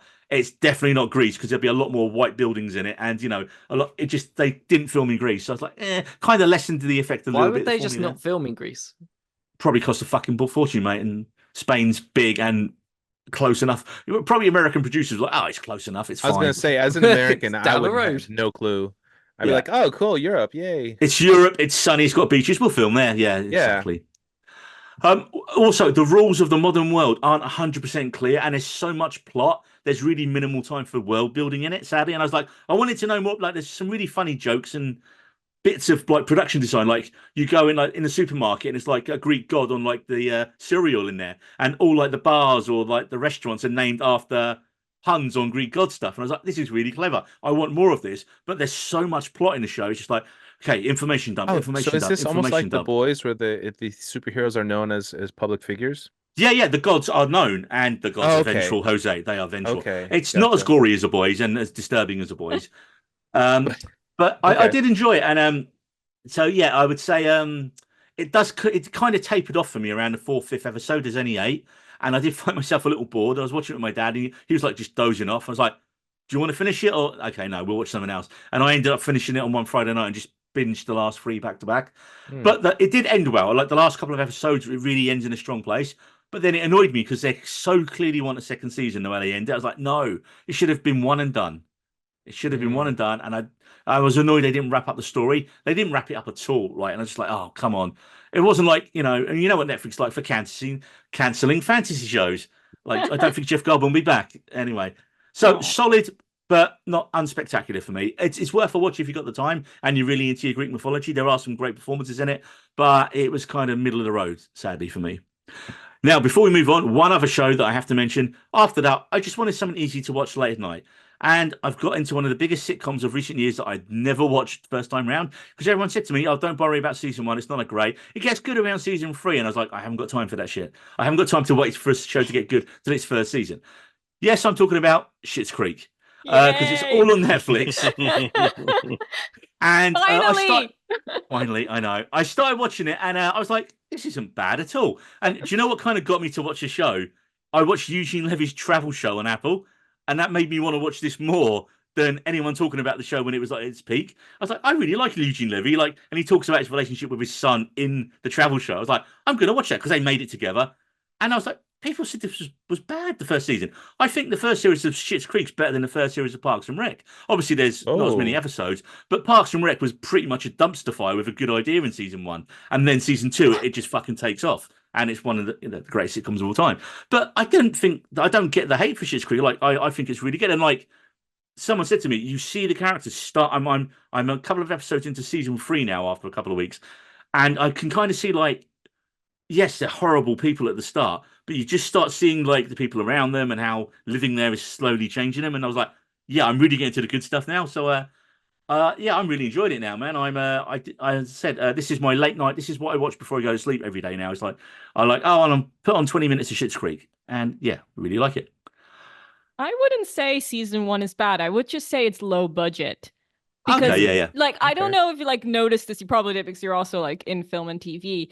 But like in season 1, like the mayor, his stomach, it's clearly just a pillow. Like they just shoved the pillow underneath there. Like David. Shove the pillow. Which He's is talking about the just pregnancy pillow, David. hilarious. Yeah, Oh, not I your thought it actual. was all about my belly. But other than that, yeah, but it gets so much more better and it's so quotable. It's Nice. so good. I mean, there's so many clips out on the internet that makes it. I know I have to catch up. I watched the first 3 episodes and I was like, okay, but I know it gets better. I think Eugene Levy's just brilliant. Like I said, it was his travel show that got me into Schitts Creek. But I really like his travel show. Just that was it, The Reluctant Traveler. We've talked about it before. And I go, that's just such a relaxing show. Oh, someone who doesn't like traveling is made to travel all around the world, and then he gets. But having worked in like the tourism industry, he just does the most basic tourist thing in every place he goes to. But then absolutely loves it. So it's just like if you go to this country, this is the one thing you'll do. If you go to Iceland, clearly you're going to go in a blue lagoon and eat some whale, and that's what he does. So it's just Is it like an idiot abroad, or is it similar But to the that? opposite, the idiot abroad hates traveling, right? You And just then said he- Neil just said he ate traveling. that's No, yeah. but I He mean, does it. No, but he hates the whole experience. he's doesn't he? reluctant. Yeah, Eugene Levy is reluctant, the reluctant traveller, hence the thing. Although Yeah. one episode you'll like, David, he goes to a football match in Spain, a Premier League game, and he gets to take a penalty on the pitch. And the guy who's is a former Arsenal player who moved to the Spanish club, who's like chatting to him, showing him around the stadium. And he goes, if I score in a game, I'll do your celebration. And he scores in the game and does Eugene Levy's celebration in the game. And he just sees Nice. Eugene Levy stands go, I told him to do that. And everyone's like, who the fuck is care is basically. So moving on, Jose, what else have you been watching? This is something I actually did not expect to enjoy as much as I thought. And it kind of ties into what we've already kind of mentioned earlier. It has Steve Martin. It is about Steve Martin, and it's on Apple TV. And the reason I said Apple TV specifically is I think Apple TV is the one streaming service I would choose. Yes, Jose, I agree with you. Honestly, their shows are Wow. like either they're kind of hit or miss or they're bangers. And I've seen so many bangers. I don't know if that's a term I should really use as an older individual, but like they are hits. Boomer. Like so many good shows on Apple. Like granted, there's fewer, but I feel like the fact that there's fewer means that it's just the quality of the shows and movies that they put out is just so much better. And I very rarely am disappointed by Apple TV. It's for the record, it's Steve Martin, a documentary in 2 pieces. And what's really interesting is the first episode, so to speak. It is literally just all footage that Steve Martin has captured, either in photos or old video recordings, Oh, and self-shot it's like himself. self-shot himself. Yeah, Oh, and nice. it's really interesting to see him as a young man. Like it's so funny. He looks the same as he did when he was 25, except the color of his hair changed. And so like there's a joke later on that Martin Short is like, "Yeah, you look great even since you've been looking the same age since you were 25, you know."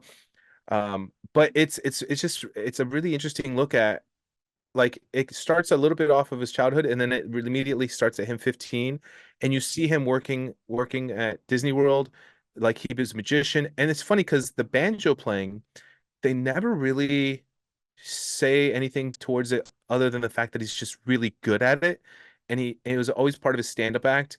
But like he just, yeah, it just kind of is a thing that is known that he's a really good banjo player. But he talks more about doing magic, and I didn't realize he was the biggest stand-up comic of his time in Late the 70s, 70s. early 80s. Yeah. Yeah, up until I think his last show was when the movie The Jerk came out. A little bit after that, a little bit. So it was that a little bit after that movie, and he realized, stop stand up, go into movies. And I was just like, he was, if not the first, one of the first to actually sell out stadiums. And I think he predates Eddie Murphy with that. So I don't know if Richard Pryor did it, but I know Richard Pryor was around that time. But it's just amazing, like how much work he put in. And one of the things he kept to all of his journals, he's really meticulous. And so so a lot of the first episode is him looking at the video of his notes, just showing what his thoughts are throughout the years. And like when he's in his early 20s, he realized, I can't do this forever. So at 30, I'm going to stop. And then I think he sells out his first stadium at the age of 29. So it's just like right on time. It was just really amazing to see. Like I thought I knew Steve Martin, and I really didn't. I really didn't realize he had an entire career before movies, and then the second episode it shows his movie career, and I think it actually goes into more of his personal life, but it turns out he's very much a loner, and it showed that his personality was really into the movies he was starring in, because a lot of his movies reflect how the main character is kind of awkward and is always seeking relationships. And I'm like, holy crap, all these movies are about that. I didn't realize just how much it involved his personal struggle with I mean, I guess if anything, romantic relationships. And it was just really, if you like Steve Martin in any capacity, I feel like it's worth the time. It is a little slow at parts, honestly, but I sat down with the first episode thinking, oh, I'll just maybe watch a little bit of it. An hour and a half later, I'm just done with it. And so I was like, okay, I know it's gonna be a lot, so I'm gonna wait till the next day to watch the second episode. And I did, and it was just really interesting. And I didn't realize he has a daughter, but like they avoided having her in front of the camera. But he's definitely one of those people who has a private life. But it's really interesting to see him come back. And I realize him and Martin Short are like those two are like hilarious together. And it's not a surprise that they have a hit show on Hulu with Only Murders in the Building. So it was really nice. They've been friends for years, haven't they? That's Those high two have been praise, friends Jose. for I'm definitely gonna watch that now. I mean, Yeah. there wasn't a reason to not watch it before, but I was just like, Yeah. But it's easy to pass over something like that because it's Yeah, like yeah. it's always going to be there. Like I'm a massive Michael J. Fox fan, and it took me ages to watch Still, and that was just Yeah. like tear-jerkingly good. And I love Steve Martin, so I'm definitely going to watch this because you've now put it back in front of me in a way that I Yeah. recognize. Before you jump in, Neil, really quickly, did you guys know that Steve Martin is regarded as one of the best banjo players in the world and has won Grammys for his banjo playing? What? Yeah. No, it did not. Yeah. Oh my Wow. God. Yeah. I mean, He's the been way playing. he He's been plays playing for 60 years. He's nearly 80. So he's been he's been playing a long 75. time, and he's 79. 79? Really? Oh, I must have He's read 70 that in wrong. now he's 79. I'm literally looking on his Oh, profile okay. right now. It's funny because in the second part of the documentary, they easily it's just like, oh yeah, I can't believe they're making a documentary about me. It's like, and but like, you know what it was? Yes, because it must have been around 2020, because he was like doing practice, and he's like, yeah, I'm a little rusty, and he's like amazing, and he's like, yeah, I'm a little rusty. I need to brush up, and he's like, I think he mentioned like one star, like he's like, yeah, don't show this to so and so, they'll make fun of me, and I'm like, oh my God, this is like the best banjo playing I've ever heard. And he's like, yeah, I'm not that good. It's so yeah, I can totally believe that. one thing I wanted to ask, Jose, as you just mentioned and as Ben mentioned earlier, let's just get this out of the way now. If you could only have one streaming service, and not like Marie, who's been forced to have one streaming service at the minute, but if you could pick one streaming service at the minute, which one would you have and why? We need a whole episode on this. Yeah. We'll dive into it. We'll dive into it in a full episode. But on the spot now, Ben, one streaming service, what would you have and why? Briefly. Disney Plus, mainly because in the UK we get Stars as well, which has got loads and loads of extra stuff on it, like having 2 streaming services. But I probably couldn't live without Star Wars. And Marvel. You got all the Marvel stuff as well. Yeah. Okay, that's good enough. Jose, streaming service. And I think I answered it. I think it's going to be Apple. As much as all of the services provide great content, Apple has just shined for me, honestly. David. Disney Plus, same reasons as Ben. Just great variety of content. But also, you are a massive Disney guy. And I like Disney. Yeah, I am a sucker for the mouse. Yeah. Mickey loves your money, David. Mickey He loves does. your money. And Marie, if you could have one streaming service. Lucky, I think it would be Disney Plus. Just same reasons. I mean, I'm a nerd. I cannot live without Marvel. So probably Disney Plus. It's also currently the cheapest. I thought Apple was the cheapest at the minute. Yeah. Apple, I genuinely forget that Apple exists sometimes. Like, So many, it's a weird thing. So I'm going to pick Apple as well, because I think they're kind of ramping up in a minute. They don't care about people. There's no like metrics on their shows. Like no one knows how many people watch their shows, but they are all so well made. And like I was just looking at what they got coming up. So in the next couple of months, they got a new film with Brad Pitt and George Clooney. They've just from out of Yes. nowhere That called was good. Oh Wolves. yeah, I've seen trailers for that. Yeah. You've got Alfonso Cuarón, who's never made a TV show before, who's doing his first ever TV show, and it's about a journalist. It's called Disclaimer, and Kate Blanchett starring in it. Again, her first TV role. That's out soon. A friend from the office was a location scout on it, and she literally was working on this about 2 years ago, and so it's finally coming out. You got the second series of Shrinking coming out in October. You got the second series of Bad Sisters coming out. You got the second series of Silo. They've got their, and they always make a couple of like big films that they push hard for the Oscars. So you had Coda was the first film they had that won the Oscar. This year they're doing Steve McQueen, the British director. He's doing a World War II one called Blitz with Saoirse Ronan in, and that's going to be their big Oscar push as well. And that comes to Apple TV soon as well. And of course, January, Severance season 2. So I mean, of course, we got Slow Horses. So just that there. So I would say quality. They've got the quality, quantity. You are forgetting that on Disney Plus, Deadpool versus Wolverine will be on there, and that just blows everything out the water. So you're all wrong. I would buy Deadpool versus Wolverine on 4K. Disney Plus is going to start cracking down on password sharing as well, similar to Netflix soon, which is going to screw me over because I'm sponging off my parents. Which is really what you want to see on a podcast that's going to be listened to maybe 30, 40 They're people. not going to bloody listen, are they? No, that's not some Disney executive. For once, it's the opposite. My parents are sponging off me. For once, I'm the one who pays for Disney Plus in the family. Funny enough, I borrow a friend's Hulu and another friend's HBO, and that's about it. And then I pay for all the other ones. This is my cable. So another show, and again, Apple TV show that I just forgot to mention that I started watching, Bad Monkey. Jose, we mentioned this on the last one briefly. It's set in the Florida Keys, your neck of the woods, not quite where you are, but it's set in the same state at least.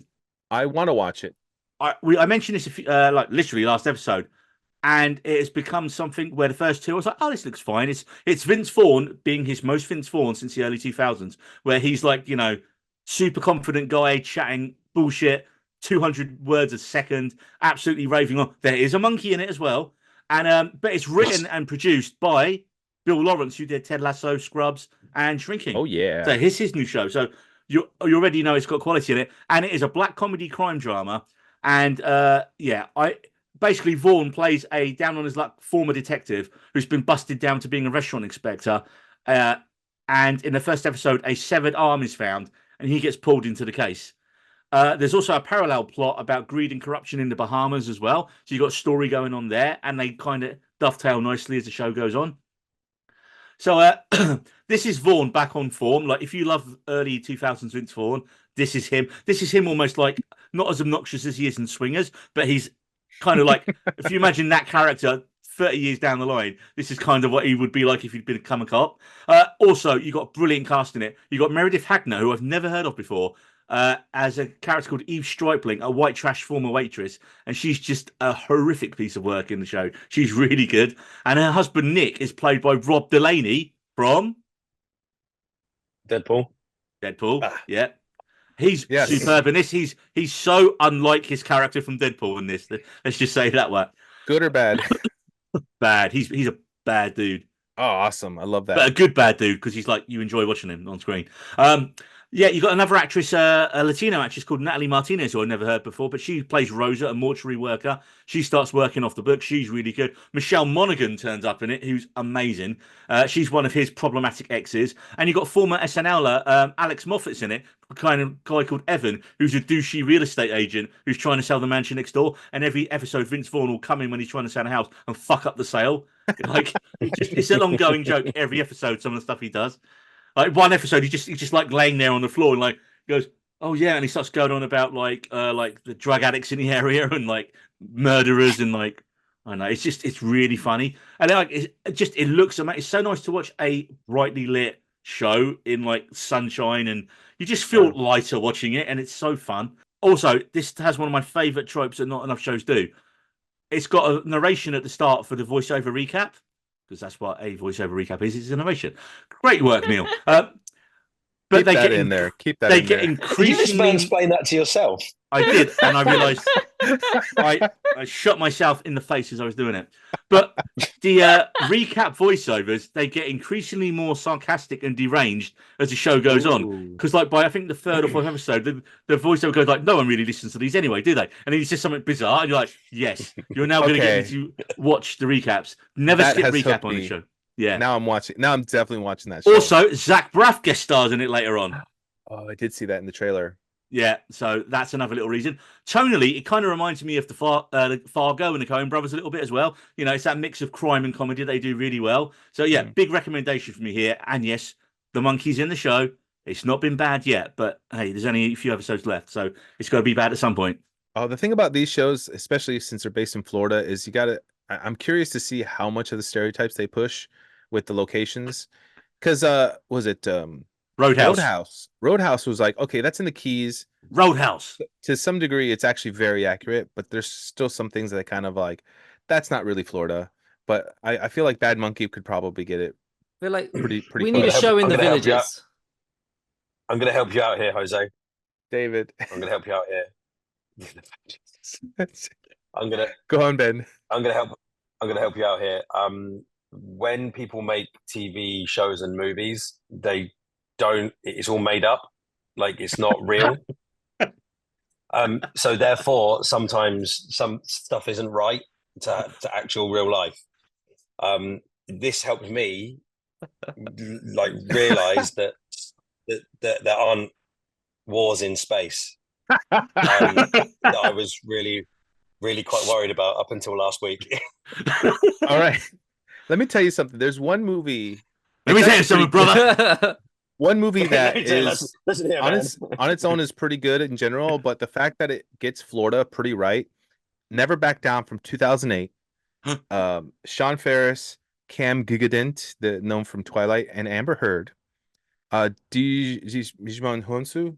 I butchered that one. That was close. But- That was close, though, Jose. Well done. Digimon Honsu. So No, like, don't go back to anyways, it. it's about a Move on.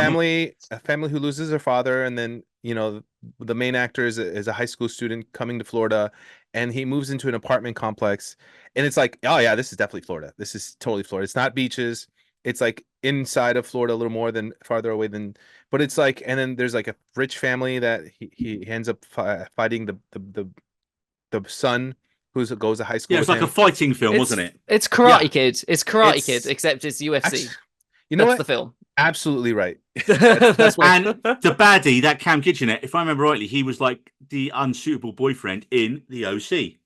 Yes. in the day. Yeah. So How did I he remember obviously that? he's just a really great Vocek. bad characters. Holy shit, Ben. Yes, Vocek. Wow. All right. It's because me, Glynis, and a housemate are rewatching the OC right now. Oh, well, that'd be why then. Yeah. Yeah. So that movie actually got mid Florida, like inland Florida, really well. So I had to mention it. I still think a villages based one would be good. Well, Hot That'd be Fuzz is exactly like England, so Yeah, yeah. they got Nice. that right. I love that. Also, if you say Beetlejuice 3 times, the guy won't turn up. I'm sorry. Well, we'll find out about that in a little while, Jose. We'll find out about that in a little while. Last thing I want to talk about, because it's back. There Well, we go. were waiting for House of the Dragon to finish, and in a smarter move, rather than go head to head like he did the first time round, Prime's Lord of the Rings show, The Rings of Power, is back. And it's come back to pretty strong reviews across the board so far. Empire gave it 5 stars. A lot of people are saying, no, this is really good. And I actually really liked season 1. I thought it looked amazing, but I thought the dialogue and the acting was a little bit weaker than House of the Dragon. And that's kind of, I enjoyed both shows, but I think that, whereas season 2 of House of the Dragon, because HBO are tight bastards, I was like, oh, it's people in rooms talking, and not in the good way, David. Not in the good way, like Prime Game of Thrones was. You missed our House of the Dragon spoiler. I special did. I wish I recently. was there for it because I'd have defended House of the Dragon. I hope somebody defended it. Marie defended it. Marie, Yeah, I like me and you, like we're I on the same liked it. page. I like I it. didn't slag it, David. I just said I felt like it needed a bit of humor, and they The thing, the Damon character arc was the one thing that because he's the best character, but he had the worst arc. He had the worst storyline. Yeah. Yeah, we said that. So moving on to House of the Dragon, no, moving on to Rings of Power. Look, right away with Rings of Power Season 2, you get action in the first episode. You get a really, really good recap that condenses the massive plot down as much as it can to basically, Season 1 spoilers here, Halbrand is Sauron. Galadriel was feeling a bit of a tit because she didn't realise he was Sauron. And despite being like, I'm gonna hunt down Sauron, and she's been hanging out with him for like half the season. Nori is off with young Gandalf, we reckon, and the dwarfs are arguing amongst themselves. And Celebrimbor has made the 3 rings. And Elrond and Galadriel have had a bit of a Varney, and that's basically your broad strokes of season 1. There's a few more characters, a lot more going on, but to boil it down simply, now, okay, so pros for this season so far, I'm up to date, I've seen all 4 episodes. Everything looks amazing and epic. It has scenes with a lighter tone in it, especially the scenes with Nori and young Gandalf, so it's not as morose as House of the Dragon. There's humour and a bit of light relief in it. It actually has some amazing action beats already. You know, like in the original films, you know, Orlando Bloom would get his really cool elf arrow moments. There are moments in this new series already that are like up there with that you just like, you literally like watching it go, fuck yeah. And it'll only be a short scene, but you're like, they've absolutely nailed the action in it. My parents, who are in their 70s, can follow this show easier than House of the Dragon. And I think it's because not every character looks alike and has the same name. And generally, the scenes take places with the different races. So, okay, here's your scene with the elves. Here's your scene with the orcs. Here's your scene with the Numerians. Here's your scene with the dwarves. And so, though there is, they intersect. It's easier to follow if you can't remember everyone's names. I had the opposite issue. So we were only 1 episode into the 2nd season, and Natasha was so confused by the fact that there was 2 actors playing Sauron right at the beginning. So I had to explain the whole thing to her, like who Sauron is. I probably got it wrong a little bit, but like just so she could explain that he can look like different people, and so there was 2 actors playing him. And do you know who the actor who played him in the first episode was? And do you know who the actor was? It's the guy who plays River Cartwright from Slow Horses. And we'd watched the first episode of Slow Horses and then gone into that. I was like, what's River doing as Sauron? What's going on? What's he talking to all these orcs for? I did have to explain that to my parents. That Sauron can look like anyone. I had to explain the whole thing, and then she still didn't get it. And then he was like, "Why is he a bunch of worms?" And like us, it just got.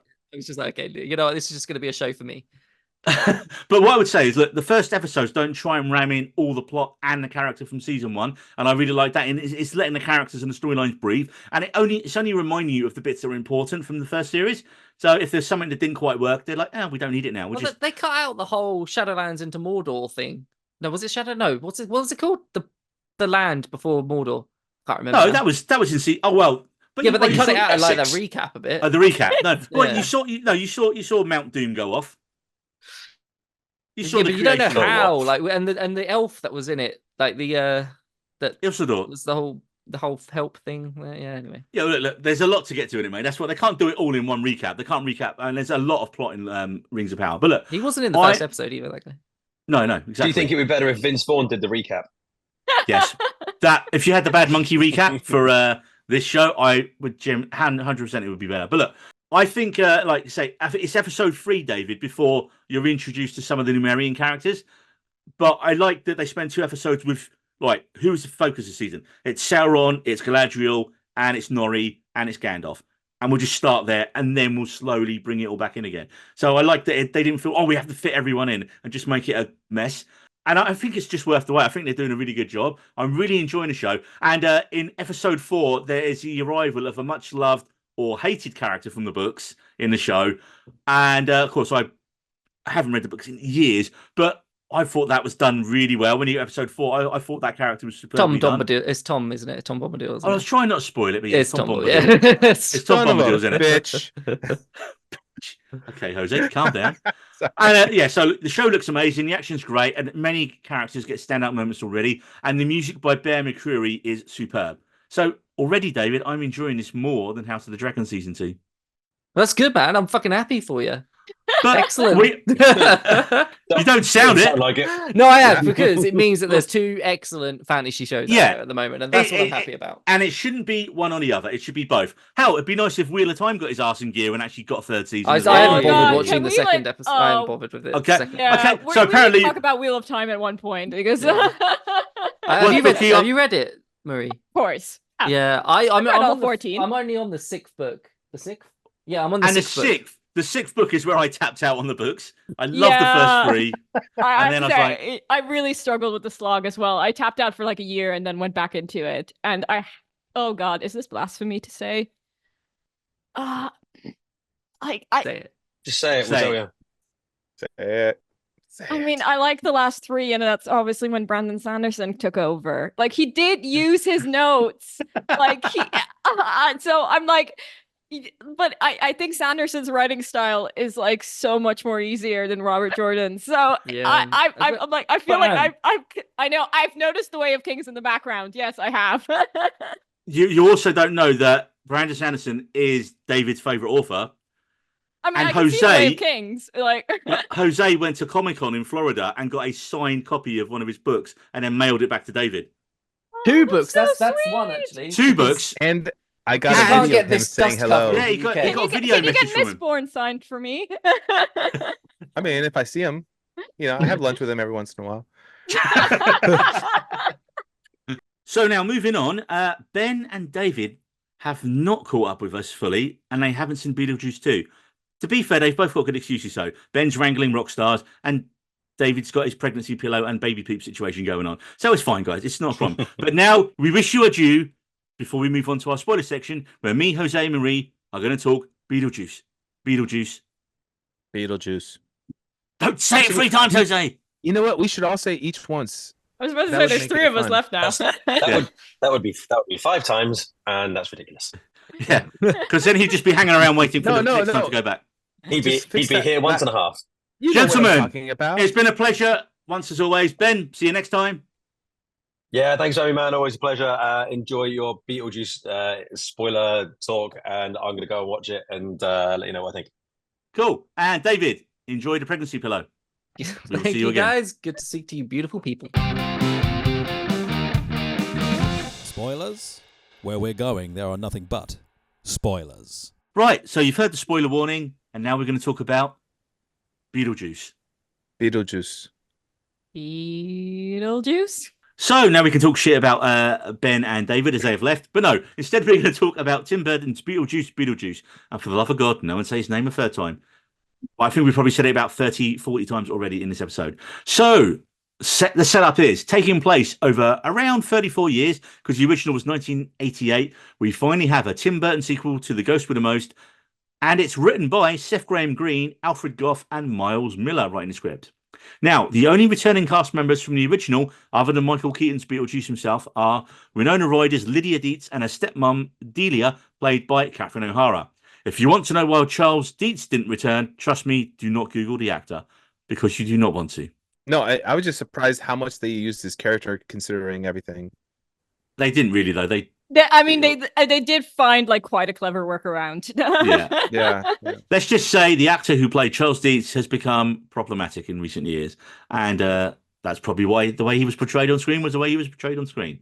So the film starts in the modern day as Lydia is hosting a supernatural show called Ghost House, produced by her obviously a wrong'un of a boyfriend, Rory, played sleazily brilliantly by Justin Theroux. She has a strained relationship with her own daughter now, with the most perfect, obvious bit of casting ever, as Jenna Ortega plays her daughter, Astrid. Also, you got Beetlejuice's ex-wife, a soul sucker called Dolores, played by Monica Bellucci. She's come back from the dead somehow and is after revenge on him. And needless to say, it involves most of the characters getting sent to the underworld, weddings, violent deaths, and musical numbers, all the key traits of a good Beetlejuice film. I watched this the same day as the original, and honestly, I preferred this to the original. Because rewatching back the original, I thought Alec Baldwin and Gina Davis's characters, the Maitlands, were quite boring, and I did not miss them not being in a sequel. And I thought it was only once the Dietz turned up, the film actually really kicked into gear for me, because you don't really have Beetlejuice in it at all until then. Also, in the original, my other note is Beetlejuice was really a little bit of a sex pest in it, and they definitely had to tone that down a little bit for the modern day film. Did they turn it down? A little bit, definitely, from the original, man. I mean, he literally tries to French kiss Gina Davis the second they arrive. And then he's like, how's this relationship going? Like, is this an open relationship? He's saying to her, Baldwin straight away. That's true. And then he goes after the 15-year-old girl and wants to get married to her. Yeah, problematic. So they obviously it works a little bit better in this one. But initial thoughts, Marie, what did you think? Yeah, I don't think I would say I prefer it to the original. The way I've been saying it, that the original is more macabre. This one is more zany. So, and obviously the original was way more low budget than the current one. I mean, and like this one definitely fits into this era of film. I think they adapted it to like a more modern mainstream audience. But I did still have a really fun time with this. I really enjoyed it. Seeing Michael Keaton as Beetlejuice again, it was just so much fun. That is just such a fun character. One thing that was a bit weird, like I love Winona Ryder, but seeing a grown-up Lydia was, I don't know, I did find it a bit jarring because like she was just so like embodied in my brain as like this goth teenager character, and her like obviously people grow up, but like her like getting out of that persona, like it, and I thought the way they took the character was actually quite interesting. But like seeing her as a mom and now struggling was, I think, a bit strange because like Hashtag goth mum. yeah, I wouldn't see her like, I wouldn't like, if I watched the original, I wouldn't see her getting married and settling down. I would see her more in her strong independent woman era.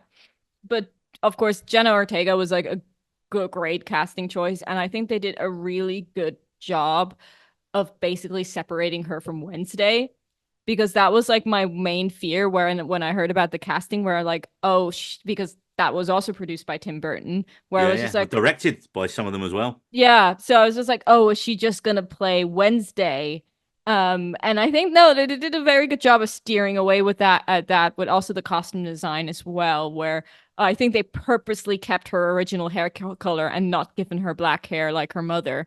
Because otherwise they would have looked too much like Wednesday.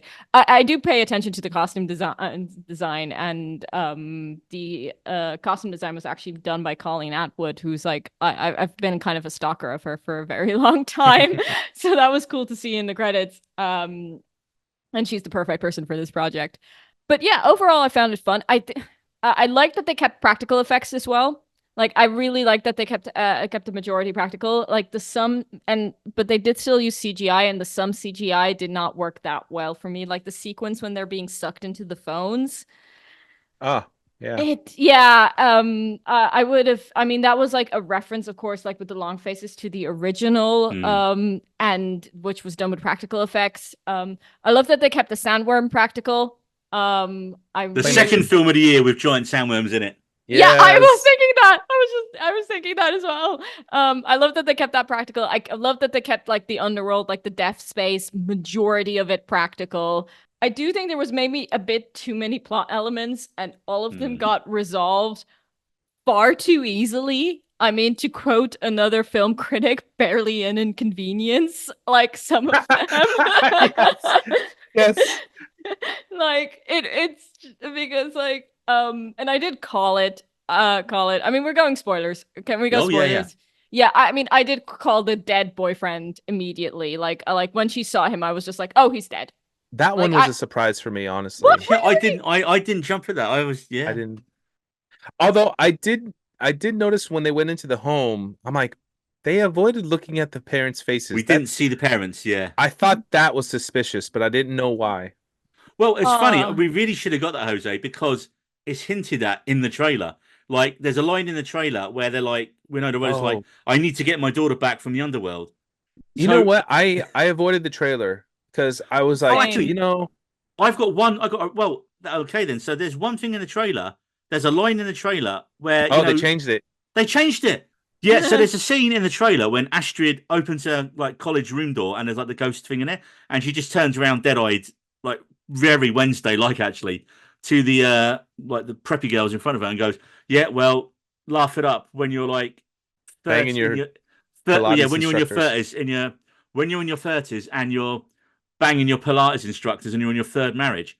And that line wasn't in the film. They changed the line completely. Yeah, when you're on your third child with your second husband or something, or it was like lost all the bite of that line. I was like, what? Why is that not there? But it's funny you say about the Wednesday thing, Marie, because I remember reposting the Beetlejuice trailer when it came out, and I went, "Oh, hey guys, new Wednesday trailer's dropped," and so many people got snotty and didn't get the sarcasm on it. Wow! I was like, it was a joke. I literally had to put underneath, it was a joke, and like people were like, "This is actually the Beetlejuice trailer." It's like, you got yourselves a film website. I was like, all right, calm down, man. Jesus, Oh my it was a goodness. joke.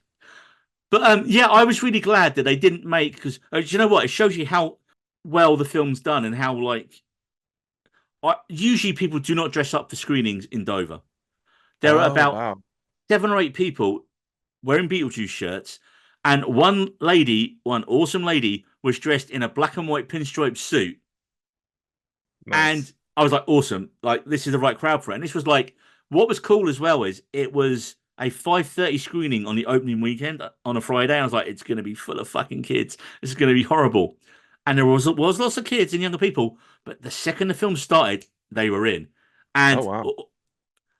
what I liked about the first Beetlejuice, and this one as well, I think will do the similar thing. It's a gateway horror drug for younger kids. Like, this is there are scenes in this film that will absolutely terrify the shit out of kids. And you know, it's like they are pushing the 12A to its limit. The baby Yeah, stuff at the end, what the definitely. hell, man? Oh my god, that was really creepy. Oh yeah. I mean, mean, that made Train Spotting not as bad. Jesus. I have to agree. I definitely am a fan of the original Beetlejuice more. And I agree with Marie. It's like, what was the terms you used? Oh, Beetlejuice one was Macabre. macabre, and was this is more zany. zany. I think that really kind of emphasizes exactly what I thought. It was a fun movie, but again, I also agree they had too many plot points that were never given enough time. And I honestly think Monica Bellucci was just wasted. Oh, wasted. Mhm. Yeah. Yeah, so she wasted. she had some great opportunity to be more than just someone who sucks souls. And like they didn't even give her a reason to suck the souls other than Yeah. she was looking for Beetlejuice and two people got in her way.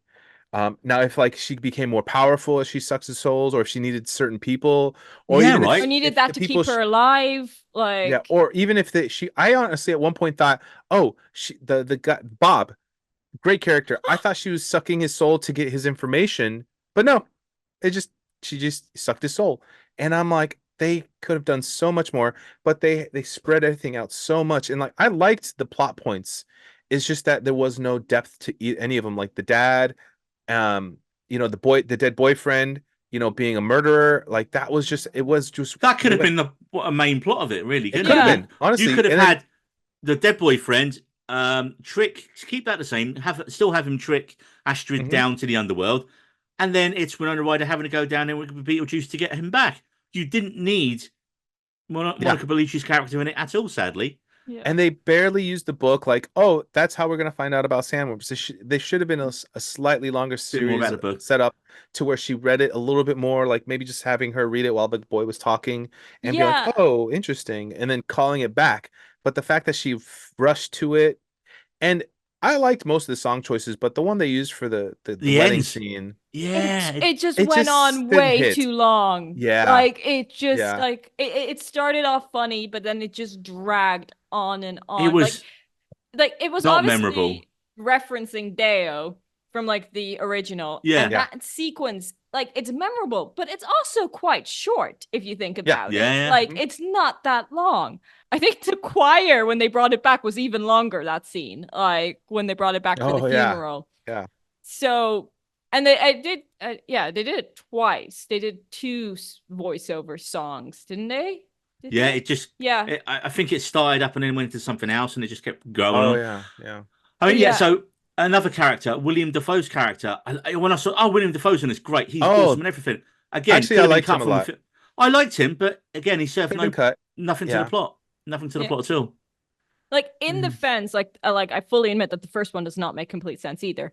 Like the first one gets resolved as well, but then once again, it's a sequel, so you would think like maybe a bit more thought went into it and with a Mhm. bit more budget. With three Um, writers. Yeah. Or even having Beetlejuice show off what he does a little bit more, like that could Mhm. have been a funny like scenario to set him up. It's like, hey, this is what he does, so he's actually shows how good he can be, or how good at being bad He's he can supposed to be be. the villain, isn't he? I would Yeah. have started it with just Beetlejuice going about his average day. That would have been funny to me. Yeah. Mhm. Before or starting. He didn't need the Monica Bellucci plotline, sadly, in it. No. You could have just Mhm. Beetlejuice just being a dick down in the underworld is all you needed. And then, God, wait, the Dietz's girl's down there? Great. That's my way to get, even though it's still problematic, still wanted to marry her how many years later, despite the fact he's got that photo of her when she was 15. Still. Oh. Yeah. Yeah. I But did like I the don't know if you backstory like. at least. saw an interview with Winona Ryder when somebody was asking her like about the sequel and Lydia's character, where Winona was just like, "Oh, I actually kind of wanted her to marry Beetlejuice when I was in the like original movie." Oh wow. It's just like now as an adult, I know how problematic that is, but that's the only way I saw Lydia's character going, actually marrying Beetlejuice. I thought that I was very forgot how funny. young she looked too. Like until the photo, I was like, wow, yeah, she was a child. Well, I watched, like I say, I watched both films the same day. I watched like the original in the afternoon, then went straight to the cinema to see the new one. And yeah, she was 15 in Beetlejuice. Yeah, it was Wow. like her breakout role. Yeah. And like the next year was Heather's, and then there was Edward Scissorhands and all that. So she was, and it's funny, you look at duality, her and General Ortega are basically having the same career path as it is. They're like the goth girl of the moment. Well, she was also in Scream, so it wasn't necessarily a goth situation there, but she's just in a horror situation for sure. Yeah, I mean, she's done a lot more work, I think, than Winona Ryder did back that time as well. Mm. But I can't. But I know she's obviously like 35 odd years older, but I still can't believe how similar Winona Ryder looks in the film. Like was Yeah. just in the face, like her whoever did like Oh the yeah, makeup yeah. on her face, she looks exactly as you'd expect her to look, that character to look at that age. But it was so. I want to say, I don't know if I want to say jarring, but it's just like I can't. I think no, not jarring. It's the opposite of jarring. Like I can't believe what a great job they did of matching the look of the character from like that. Like you look at it and go, oh, it's just her, but older. Honestly, I think Yeah, it's just a testament to Winona Ryder looking great for her age. I Yeah. like that she's kind of come back around. She had like a few dodgy years where she got in a bit of trouble, and then she's come out the other end of it now, which is good. You know, Stranger Things is like a big meal ticket Yeah, back, and then she's getting cast yeah. and stuff again now, which is great. And she is a great actress. She's a really good actress. Mhm. I got the re-release of Heathers recently, and oh my god, you forget Oh, how hard that film goes. I mean, when one of the lines near the start is, "What the hell, Heather? Fuck me gently with a chainsaw." You're like, Jesus. Oh Jesus my... Christ. That's not even the Wow. worst of it, Jose. It gets so Wow. much worse. You're just I watching that love film that going, line. Jesus, yeah. Gotta I have watch to it admit, now. it's better in the musical. Wow, Like, really? Oh, wow. speaking of musicals, I was very Perfect segue. disappointed that Beetlejuice the musical did not get a reference in this movie. I would thought that would have been a perfect in joke. Like I genuinely like I was waiting for some reference or even like a lyric from the songs. Because like I am such a massive musical theater nerd. And the Beetlejuice the musical itself has had like almost like a macabre history because it was on Broadway and then it just kept getting canceled and kept bringing coming back. From And the dead. yeah, they literally kept reviving the show. So I was just honestly really hoping to even have like a cameo, a cameo by like the actor who originated the role on Broadway by like Alex Brightman. Like just have him like in the background as like a cameo character. That would have been so cool. Cool. And it's like so I was really hoping for just like a little nod to the musical because like I think they are interconnected at this point and the musical itself is also really really good. I was about to say, how successful, because I hadn't heard of the Beetlejuice musical until you mentioned there was one. You really no, I I knew mean about that's it, the but I thing. didn't know it was that good. It has a cult following, Okay. like the original Beetlejuice movie, I think. Among musical theater nerds, it's good. Like it's definitely not my favorite musical, but like it has some pretty good songs in it and And would any of those been a better choice for the end of the film? I Ha! mean, maybe that would have been a bit too much of a reference because of obviously the songs Yeah, relate yeah. to the Specifically to the. first one specifically. The opening number, they once did it for a Tony Awards. Okay, I so it'll can't be remember online. which one. Yeah, but Google like the opening number. I think it's like it's called A Show About Death or something like that. I can't remember what the actual opening Because number thinking is. about it, it is a perfect IP, hate to use that word, but to adapt as a Yeah, musical. it is. Yeah. It is, and like that's why, and it has like about like an interesting history because it did struggle in Broadway. It brought it, it got canceled, then they brought it back, and then COVID happened. So it's there's also another reason it has a cult following because it never really had a chance. But so yeah, I was really hoping, especially in the musical, there is like a scene with all different types of Beetlejuices, like where he's like Oh, basically wow. like mirroring Variants? himself, but because it's a musical, like different actors play it. So I thought, oh, maybe if they did a sequence of different, like all Beetlejuices, and they would just have the original like Broadway character. I don't know. I would have like really liked to have a reference there. Yeah, thinking about it, he didn't really do a lot in it, did he? For the film named after him. I'm just like thinking back, I like mean, he does more, to be honest, as you pointed out in the first one. Like, He had more screen time for sure. he had definitely more screen time in Yeah. this one. I really like the therapist scenes of him pretending to be a couples counselor. I Oh thought my that was God, yeah, hilarious. yeah. That Like, was also very traumatic at the end with the baby. I was just like, yeah. holy Oh my shit. God. like when he That is like speaking of gateway to horror, I mean, to be honest, that was too much horror. Like when he was like gnawing at her leg and you could see Right? like the I was like, teeth marks and the blood. She I was just just didn't like, react. Jesus I was like, what's Christ. going on? well, while we're talking gnarly stuff, the recap we get, which it was in Spanish, right, or French in your screen as Spanish. well. It was Spanish. Okay, Yeah. because I was just like, it went on so long at one point. I was just like, It have was they just dubbed it wrong here? No, Yeah. no, that can't be the thing. Yeah. But we Oh, didn't yeah, get that was pretty funny. subtitles. We didn't get subtitles, Jose. So what were they saying? Wait, you didn't get subtitles? You didn't get No, subtitles? there were no subtitles on the In our flashback bit. showing, they had subtitles. Yeah, No. did try, but We it was got obviously chips in the UK. it was obviously in Portuguese. So, like they were speaking Spanish, and I was trying to read the Portuguese subtitles. It was very confusing for me, so I only Oh, got no. like half of the stuff that was going on. Yeah. I mean, it's pretty straightforward. Like, he was saying what he was saying. It wasn't Yeah. really very... Yeah, I don't think it I was don't think we it was like, needed this is- subtitles. Like, fell in love. Yeah. Yeah, like she Yeah, poisoned she him, then he portrayed him, chopped and her then up. he chopped her up. Yeah. God Like, damn it, again, Cineworld. it's not- Get your shit together. I'm just saying. God damn it, man. maybe they thought Americans uneducated, they'll need subtitles. Like British yeah. people don't. I don't They'll know. understand. That was a Spanish. major burn, Jose. Wow. Although the irony is you could understand it because you speak Spanish. Yeah, yeah. I mean, I think at least, was it 30% of the Americans are Hispanic speakers? Yeah. Yeah. We're a minority, Basically, the second language in the States probably now, isn't it? right? To be fair, mate? Exactly. Yeah. Yeah. Honestly. One other thing we'll talk about is like the music as well. Like we've always been talking about music. Danny Elfman's theme at the start was just yeah. I do Yeah. love And Danny throughout. Elfman. Like, and I have to say, other than like, like we talked about the wedding sequence, they picked a very odd song. But other than that, the soundtrack was also pretty. And I like solid. how it melded between itself. One of my favorite things of the whole film, because as they're trying to tie all the plot threads together towards the end, and it does get a little bit messy. But what stopped me from? I still enjoyed it, and I enjoyed it a bit more because I just gave into the craziness. I didn't Mhm. care about trying to make sense. I mean, Yeah, the yeah. Soul Train, I loved the Soul Train, man. Yeah. And they just kept going back to it. I was like, yep, give me more of this. Like, I was like, wait a minute, this is where you go to die from there. Why is everyone so happy and dancing and wanting to get on there?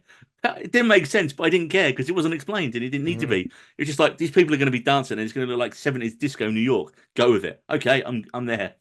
I it's funny because like I didn't catch every song, but in my head I'm like, oh, this is gonna be something Neil's gonna enjoy. Like he always talks about songs and movies, and Yeah, I I, just figured- didn't know as many of them, to be honest, Jose, because it was not really Really? my sort of genre of music.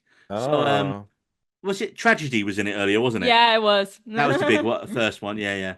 The plague scenes, man. I was like, wait a minute, he's just killed his wife with an axe. yeah, Yeah. yeah. Like that It was wasn't just... very bloody. I thought, Dude, it's a 12A. It's a 12A certificate in the UK, like PG-13. That was like pretty. And there was one fuck in it as well. He had one fuck at one point. it wasn't very. I mean, it was implied. I don't know. I guess like yeah, I definitely figured okay, this is not for young children for sure. But how old could you be to be able to watch this and be not traumatized as a child? I think it's I definitely reckon- closer to teenage years for sure. Oh, yeah, definitely.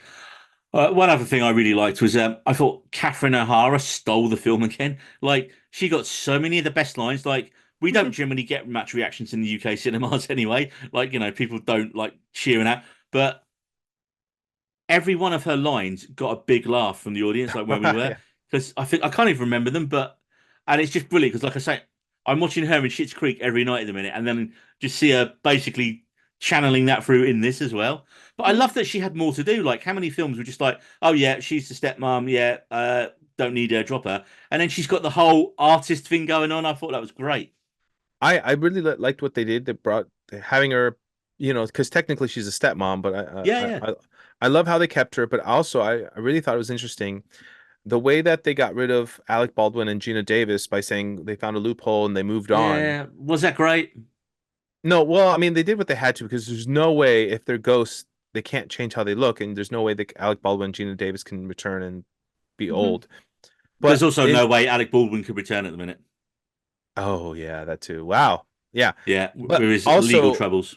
the way at the end of the movie how they explained her moving on, that allows both parents to move on, and then that way there's no real way for them to return in case that, you know, sadly if someone passes away and we want a movie later on, we don't have to worry about them being kind of I mean, eaten I by a wasn't that shark. fussed, to be fair, because like I said, watching them back to back, I was like, they're kind of boring, and the film only kind of gets going once Beetlejuice turns up.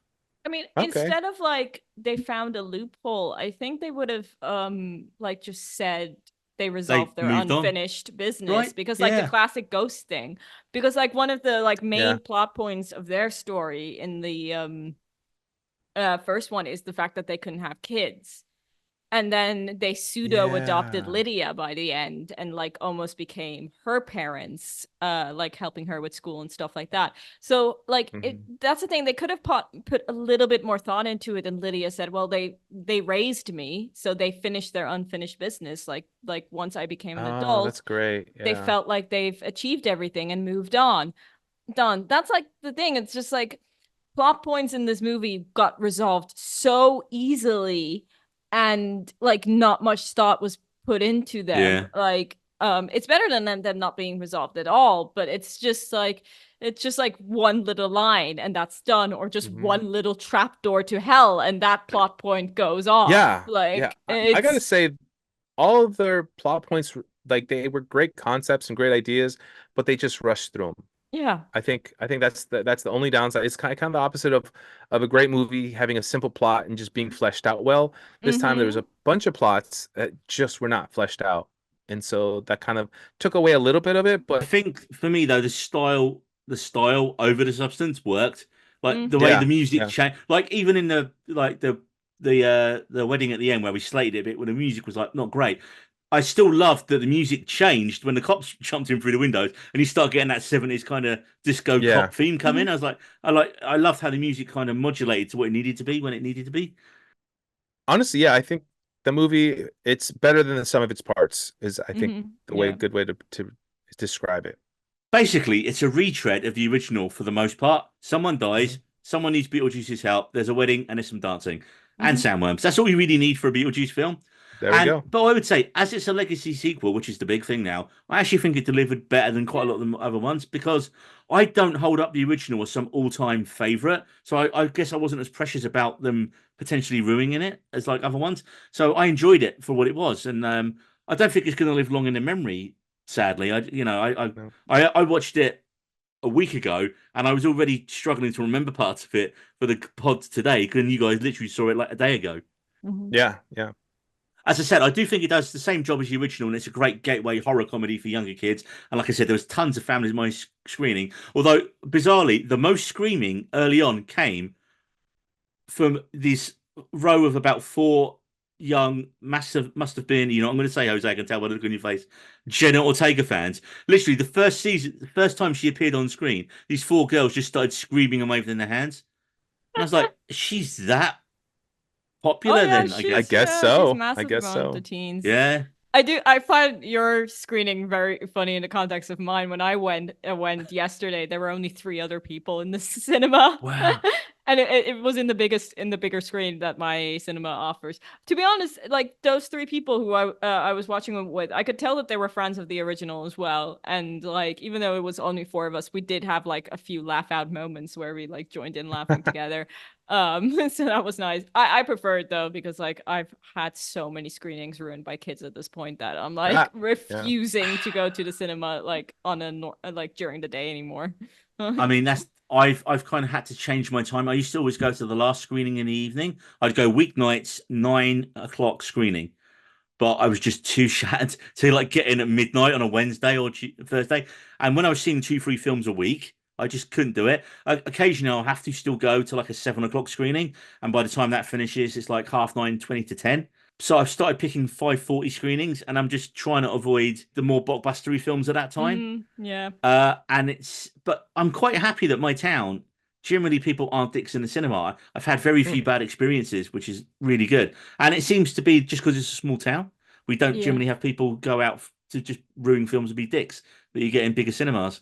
I unfortunately have so many, and I think I've got a theory for this because in the cinemas here, everything is in English, like everything's in the original language, and like Right.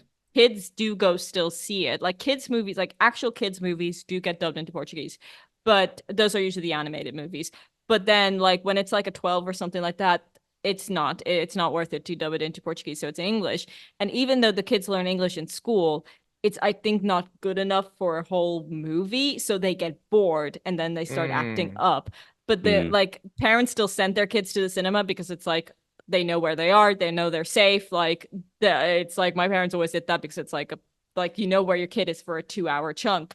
So and it's still like a nice activity to go with your friends, but because they all don't understand, like they don't, like if you don't pay attention and they're too like they don't read the subtitles. Yeah, they've like I mean like when I went to see Blue Beetle, that was just a nightmare. Like I almost walked out of the screening because I could like there were like a group, like there was a whole row of teenagers and they were just like running about, talking, not paying attention to the movie, and it just ruined the entire experience for me. And unfortunately I've had that happen quite a few times now. So I'm trying to think my worst experience in my local, and there's only a couple of times, and one of them was Midsummer, where and it was just one couple that did this. There's one couple come in about 20 minutes late, said he missed the whole prologue. They turned up once everyone was already in Sweden. And then they were laughing at the completely wrong moments. Like there's a bit where this old couple like go off the cliffs and it's horrific. Oh my God. And then it's really, and they were laughing. And in the horrific bits of the film, this couple were laughing and just like, oh, look at the state of that. And he's like, you are not the audience for this film. Get out. And I pretended to go, and I thought, and they were like really just chatting to each other through it as well, but loudly. And it was a packed cinema, but no one was saying shit. And they were sat 3-4 seats along from me. And and I was really looking forward to this film. I really wanted to see it. So I pretended to get up and go to the toilet. And then, because I didn't actually need to go. And I got up. And then when I came back, I sat in a lower seat down on the other side of the cinema and just got away from them. I couldn't hear them where I was. I was like, yeah, job done. The other one was it was the David Harbour remake of Hellboy, and it was a bank holiday weekend, and I hadn't realised. So all the kids were there, and there was just a line of about 10 kids in a row before me who looked like they'd gone to the fucking supermarket beforehand. Each of them had like a 2-litre bottle. They got up to go out to smoke about 5 times during the fucking film, and at one point, when they left the first time because they were being so annoying, the crowd started clapping when they got up to walk out. But yes, love a sarcastic English crowd. Oh man! And I don't think these kids were local either, because I don't think they were speaking English. Well, I think they were like on holiday or something, and they decided to see a film and fucking ruin it for the rest of us. And when they came back in, the crowd literally started hissing and booing at them. And I was just like, "This is amazing! I love the energy from that crowd." And in that same film, the guy who sat next to me fell asleep and like leaned over to me, and I started snoring. So I had to wake him up. I had that, and also the film was shit. I was like, it was like that was my worst experience. But I think we need to round things up here before we get into. Yeah, I was going to say. Yeah, before we go into tangent, but we need to talk about Beetlejuice. Back to Beetlejuice, and we need to talk about the biggest loss of the movie, Bob. Oh, like I'm gonna cry in a minute. Like, Bob, we lost you too soon. There was no need to kill Bob. There was no need. There was no need. Poor He should have Bob. survived somehow. I thought he was gonna like somehow resist her with the lips that were sewn together. Nope. Yeah, Gone right. Too soon. Gone too soon. The only last thing I want to ask is, this film's been quite a success, right? It took 110 million opening weekend on a budget of 90. Wow. So it's gonna, What? Yeah, so it's done very well. Wow. And my question is, you have to say Beetlejuice's name 3 times to summon him. How are the movie studios and marketing not going to think we have to do a third one, and then the film can be called Beetlejuice, Beetlejuice, Beetlejuice? I mean, I think they're kind of leaning into that. I mean, the ending was quite ambiguous. I don't think, the ending. like The ending was weird, right? The ending was weird. Like I wasn't sure what I was watching, and I think that's kind of the point. They're setting up a third one. I can Like, easily see a third. They didn't kill him. They just sent him back to the underworld. I mean, yeah, and they didn't. No, they did say his name 3 times. They did. Yes, to But send that, him Although back. that was also anticlimactic too. I felt like the way that, yeah, Murray, she just said it quite slowly. Like I was Yeah. like, you could just punch her out during that time. Like Right, it and- was in the original movie, like Gina Davis and Alec Baldwin are like struggling to say his Yes! name. As Yeah. compared to the ending of the original, I completely agree. That was just because she was just like Beetlejuice. I'm gonna wait a bit, and it's just like I was like, you could he's like blowing just up. yeah, It was so weird. yeah, I have to agree. Well, and of course, that final scene, I'm just looking at like the Wikipedia. Sometime later, Lydia films the final segment of her last episode of Ghost House, opting to spend more time with Astrid. Despite this, she still continues to have nightmares about Beetlejuice, including one in which Astrid gives birth to a child Beetlejuice. After a false awakening within a lucid nightmare, wherein Beetlejuice lies beside her, Lydia looks at the side of the bed, realizing he hasn't given up on pursuing her. Yeah.